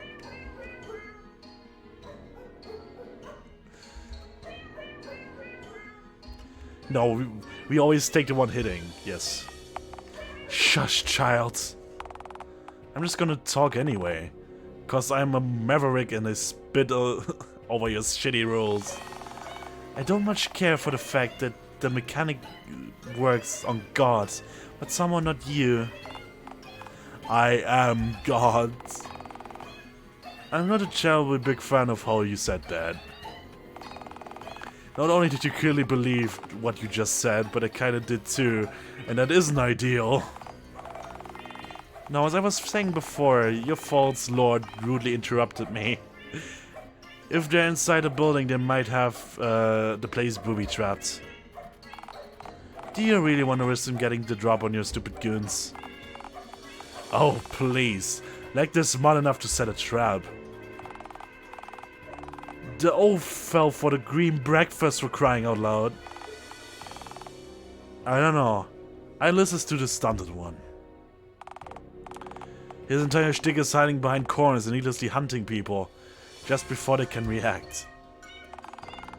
This sort of thing sounds like it'd be right up his alley. What was that? Was this meant to be a pun? That doesn't work. Nobody so much as mentioned an alley. I say we just walk on in and play it by ear. What's the worst that could happen? Abel, I didn't become the mayor of Dialtown by half-rigging our elections. No half measures. You two, loiter around menacingly in the alley outside. Really? God? Reaching to my future for joke material is unimaginably cheap. It tells us all how you aren't witty enough to crib about what we're currently discussing. If you had said alley in the present, then you're not the future. I would have needed to do that at all. Well, I was about to say it in the present. Yeah, but how do we know that? What do you think the future even is? You two, venture forth to the aforementioned alley at once. Least I take my feline rage out on you two delicately less divine beings. Whoa. Easy. Watch the back, partner. If it tears, you won't live to remember what's underneath. Whoa. Karen really wasn't kidding. Honest to phone god, cosmic yeehaw, man. Yo, Fredo. Where did you even find this dude? The woods. Hey, Mr. Spaceman, can I, like, touch your head and junk? The old feeler. The old what now? Why, I... Need I remind you that I'm armed, partner? Hey man, no beef. I didn't mean anything weird by that. I just think your style bodacious is all. God damn it. Pardon me, partner. Your Astro Gunslinger shtick. It's real groovy. Immensely gnarly. Is this some kind of a bit? Why is he talking like that? Like what? Who in tarnation still says gnarly? Well, you say partner like every second sentence. Huh. You know, now that I think deeply about the situation we're in, this is all tad ludicrous. What do you mean? I mean, a feast man is standing right in front of you, and he's talking to a watermelon-hued egg layer and a spaceman in a cowboy hat. Yeah, honestly, to say the plot's gone off the rails is an underestimate. Where did the plot even go? At this point, the story may as well be plowing straight through an orphanage, but for like verbs and junk. Yeah, Karen gave me a basic rundown on how you ended up going down between you and the mayor. Granted, she didn't explain herself all that was on account of text having characters limits, and some parts were super unclear. What on earth is a big Gregma anyhow? Oh, Dad? Oh, Dad. Yeah, we found Big Bertha on the outskirts of town. No kidding? How's the old girl doing? As gnarly as can be, I'd hope. Gun-wrenching lie. She's currently in several pieces, all of which are riddled with bullet holes. I'm sorry, Aurora, but she's gone. What? She's... May Mingus combined her with the pieces of Greg and Madame Mediocre. It had an evil energy, so Nam had to shoot it. Yeah. I can't believe she's gone. Oh, shucks. I apologize for shooting your projector to pieces. Just know I had to. Freddo was shrieking right into my ear. It's probably for the best. If she was suffering, she's free now. Man. This sure blows. Alright. The text also left some of the overall context unclear. Did you really devour a poisonous full English breakfast, crook, and then rise from your tomb, cat carrier, like some kind of green messiah? No, they didn't. Yes, I did. I rose from the ashes like a goddamn phoenix. Oh, police. I clearly didn't die during the ordeal.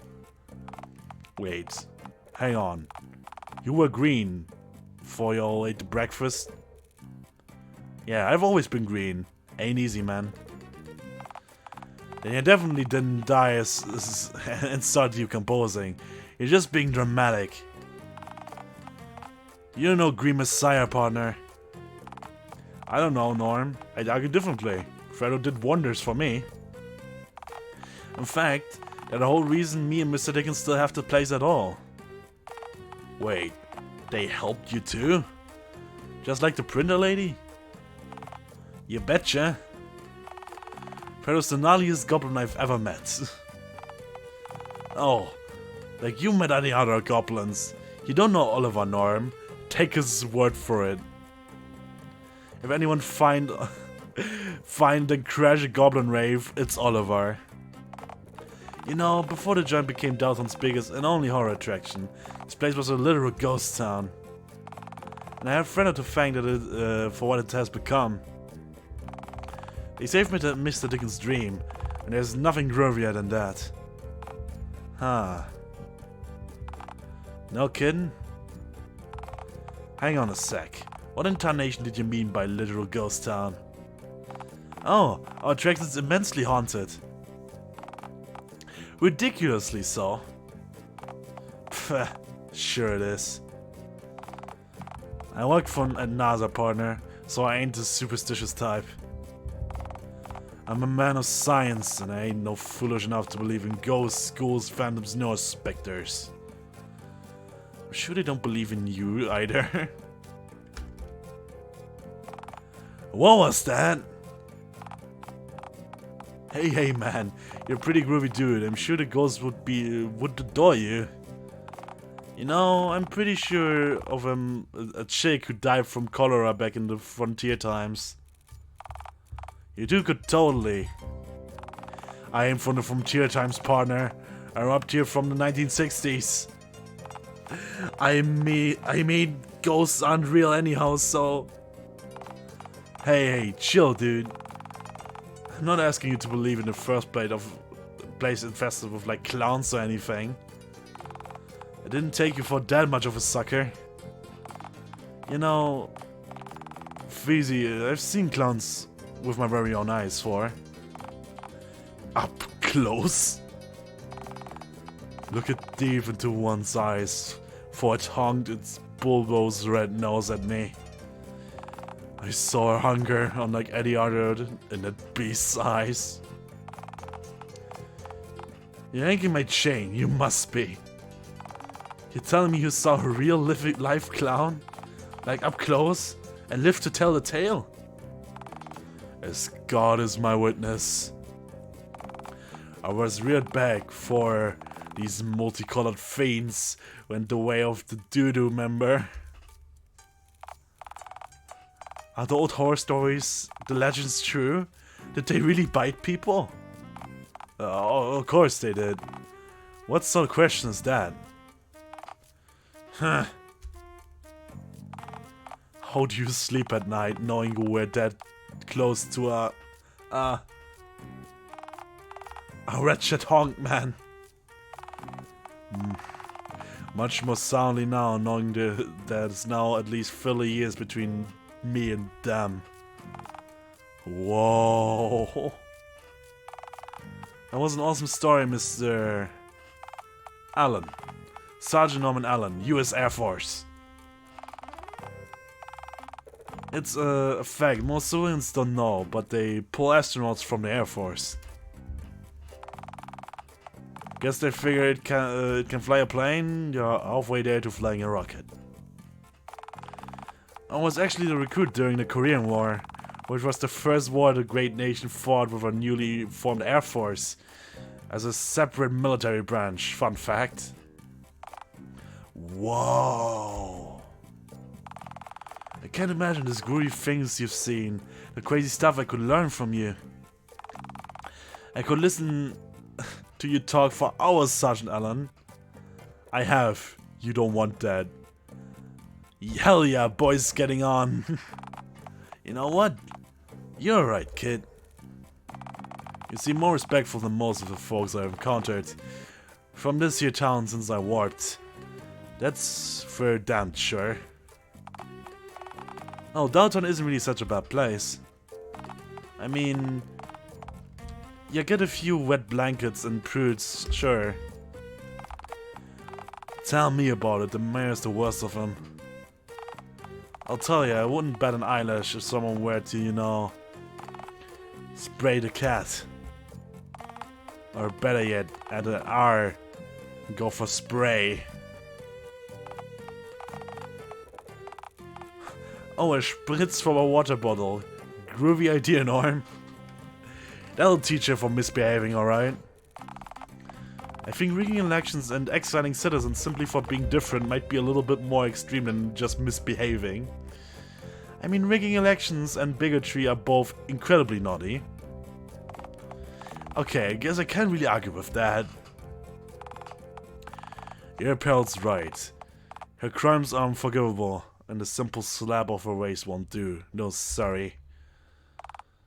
By spray, I meant her brains over a wall. Thanks to our good old friend, Mr. Bullets.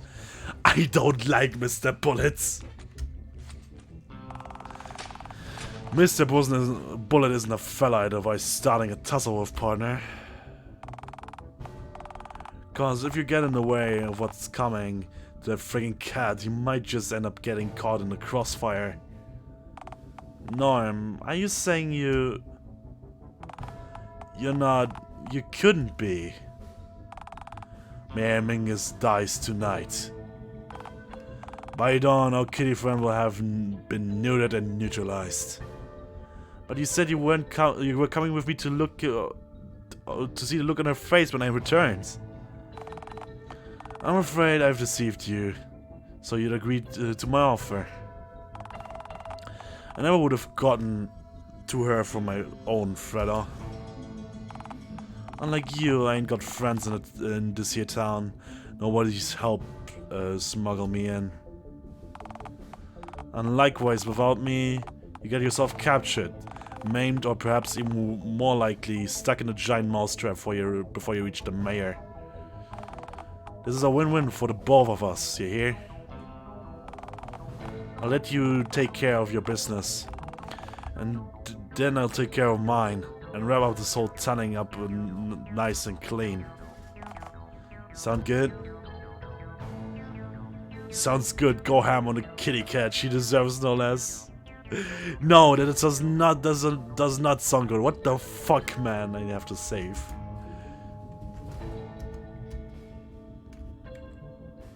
What the fuck? I've got to side with Freddo here, Norm. This isn't right. You know this isn't right. Like hell, this ain't right.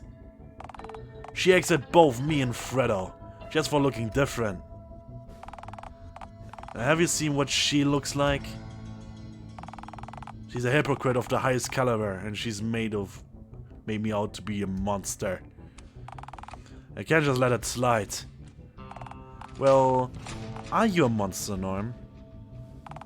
Excuse me? If your natural intuition is to ask me questions that's that stupid, then I'm sorely misjudged you, son. Answer the question. No. No, I am not a monster. Uh-huh. So why did you trying so hard to prove her right then? Prove her right? Oliver, she's a pox now in this here town. She's bleeding Dialtown dry. This town ain't never gonna change while it's pinned under the damn cat paws. I have to confront her. And as far as I'm concerned, if you're not with us, you're against us. I'm not saying that you shouldn't confront her, but... I don't know... I say you should do it out in the open. But the rational one out there of the two of you. Mei Mingus may not be such a groovy person, sure, but she wicked at churning out xenophobe propaganda. The odds are stacked against you both, even without you committing any heinous misdeeds in the name of frontier justice. She wants you to prove her right, Norm. I know you can prove her wrong. So what? Want me to bargain with the tyrant? You expect me to just join hands and sing Kayumba? Not happening. There is no other way. There's always another way, Norm. There ain't. For my ex, the mayor said that unless I came back with an object tag, I wouldn't be allowed back in the city. She ain't changing her mind. So are you telling me you agree with her? That's not what I'm saying at all. Look, take it from me. You shouldn't change any part of yourself just to be something other people expect you to be. That's as bad as not changing what you do. That's not as bad as changing when you do need to change. You should change only if you need to. And do it for you. You deserve to be happy, Norm. And even if you don't see it, believe it or not, you have all of the tools you need to live a happy life. You just need to think outside the box. Fredo taught me that. Right. I guess we just haven't agreed to disagree for this, Freezy. Disagree about murder? I see it as justice, but sure, call it what you want, I suppose. I didn't come back here to make any new friends, so no loss to me if you want to form your own point of view. Anyway, Fredo, moving on to an urgent, more potent, less violent topic. We're back in town, just like you planned. What's the next step for the master plan? Okay, I think this is a good part where we can leave off for next time. Like, my god, man. Sorry I can't stream so long today. It's mostly due to my own stupidity. But yeah. God damn it. Let me see. Endgame. To title. Chatting screen. Crash the game. Hell yeah. Okay. My god. That sure was interesting yet again. This game never... You think this game can't get any more ridiculous? And then it gets tenfold more ridiculous. Like, what? None of what just happened made any sense. But hey, who am I to say, huh? Like, goddamn. Okay, let's see. Let's see. Do I have someone to raid? Of course I don't. Anyone in chat here? Is there someone that you have online on Twitch right now I can raid? That would be very much appreciated, because I don't. Everyone's offline again, or is a person with such high viewer count that I don't feel like comfortable with like raiding with like 3 people. My god. So yeah, any of you have anyone you want me to raid by any chance? It would be great if any of you had. Otherwise, I'm just gonna look through Twitch a bit. Because I don't know. I don't have anyone. And scrolling down will take ages again.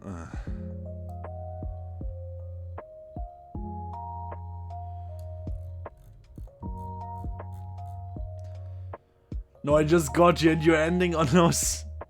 No, Sunshine, I'm sorry. Yeah, unfortunately, I don't have as much time today. Oh, god damn it. Yeah, I have something up. Not school tomorrow, but I have something else that's like coming, and I need to get up early, and I can't be all that, you know, during the week. That's like kind of the time I have to end during the week, or like at least like a few more minutes. But yes, I'm sorry. Damn. But that only means I'll be off the PC. Like, if you want to talk later, we can do that. Like, I'm always open to be DM'd or, like, you know. Won't get sleep as easy probably anyway, but I just can't stay that long on the PC. God damn it. But yeah, Sunshine, do you have anyone I can raid by any chance? Because everyone for me is offline. Let's see.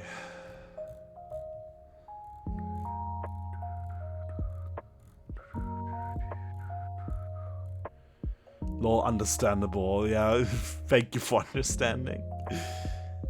Like, the best chance you can catch me, like, for long streams? I don't know many streamers besides you. Okay, that's fair.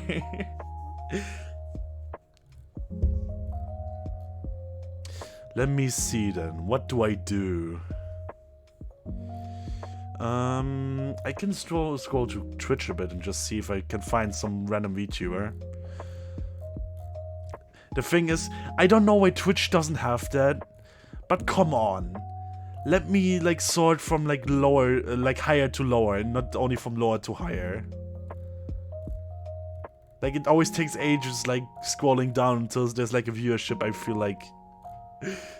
like comfortable with rating, who isn't, like, 50, like, viewers or something. Let's see. The problem is with Twitch, the site takes so long to load, it takes forever to, like, scroll down, and I hate it. I hate it so goddamn much, man. Why can't Twitch be faster?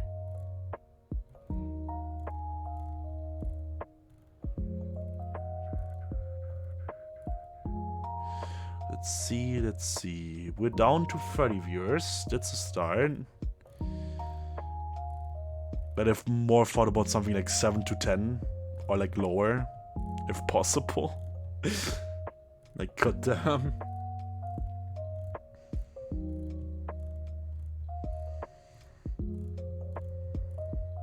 And I have to remember to change my Twitter name again. Not that I forget it, just like people think I'm live the whole time. It's the first time that I tried it, by the way. If it helped, I have no idea, but...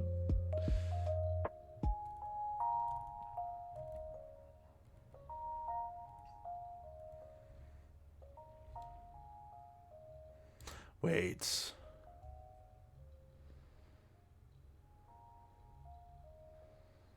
no. Well, fuck. Yuzo, do you have anyone I can raid? Otherwise, like, come on, man. Like, if I don't find someone now, then, sorry, then I'm just ending stream, because I'm too lazy to look right now.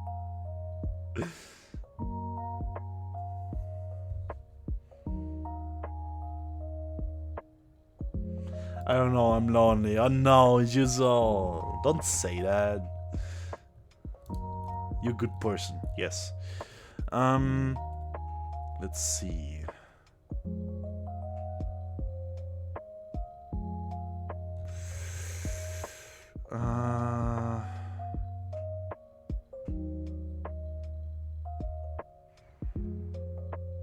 That's actually older. I should also add that.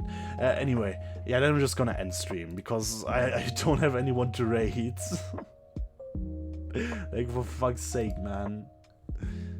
Well, I guess stuff like this happens. My god. Anyway then. Thank you all for coming today. I really, really appreciate it. It's always super fun having you guys here and watch me continuously losing brain cells. Or argue about cereal. Yes. Alright, bye. Yeah, thank you, Sunshine. If you want to talk, DM me on Twitter. You can always do that. I'm always open for DMs, man. Bye, Fredo. Okay, Rare, thank you. I see you around. Yes, I see all of you around, hopefully. By the way, Sunshine, are you still here? I wanted to ask something before you go. If you're still here. Before I forget. No. Don't tell me you left already.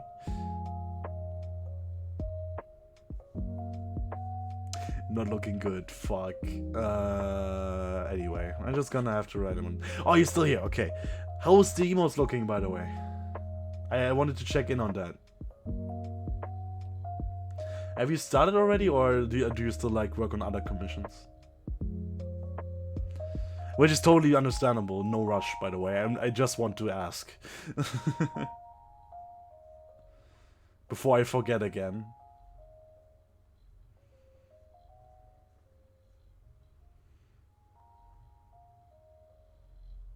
Yes? God, chat delay. I hate it.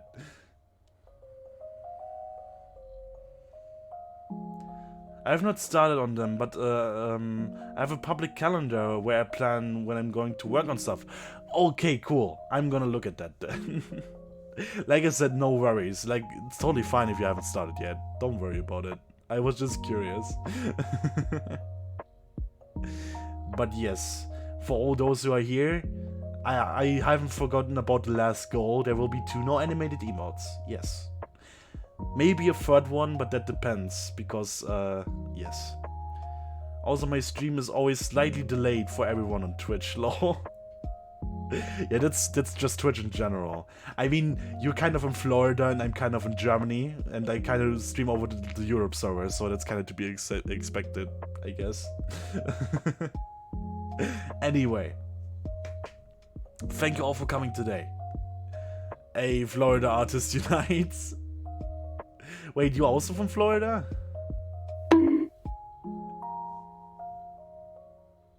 Wait, Raya, are you also from Florida? I am. I didn't know that. What a coincidence. And why you so ow? Why you bonk? I've done nothing wrong. God damn it. I'll have to see. Yes. Okay. For the 3rd time. Have a great night or day or noon or lunch or... Have a great time, you all. Yes. I hopefully see you next time. And if you guys want to DM me or something, my Twitter is always open. Yes. Okay then. Bye-bye. Oh my god, I just noticed my title, my fucking spelled league wrong. Oh my god, I'm gonna cry in my bed full of shame. God damn it. Bye.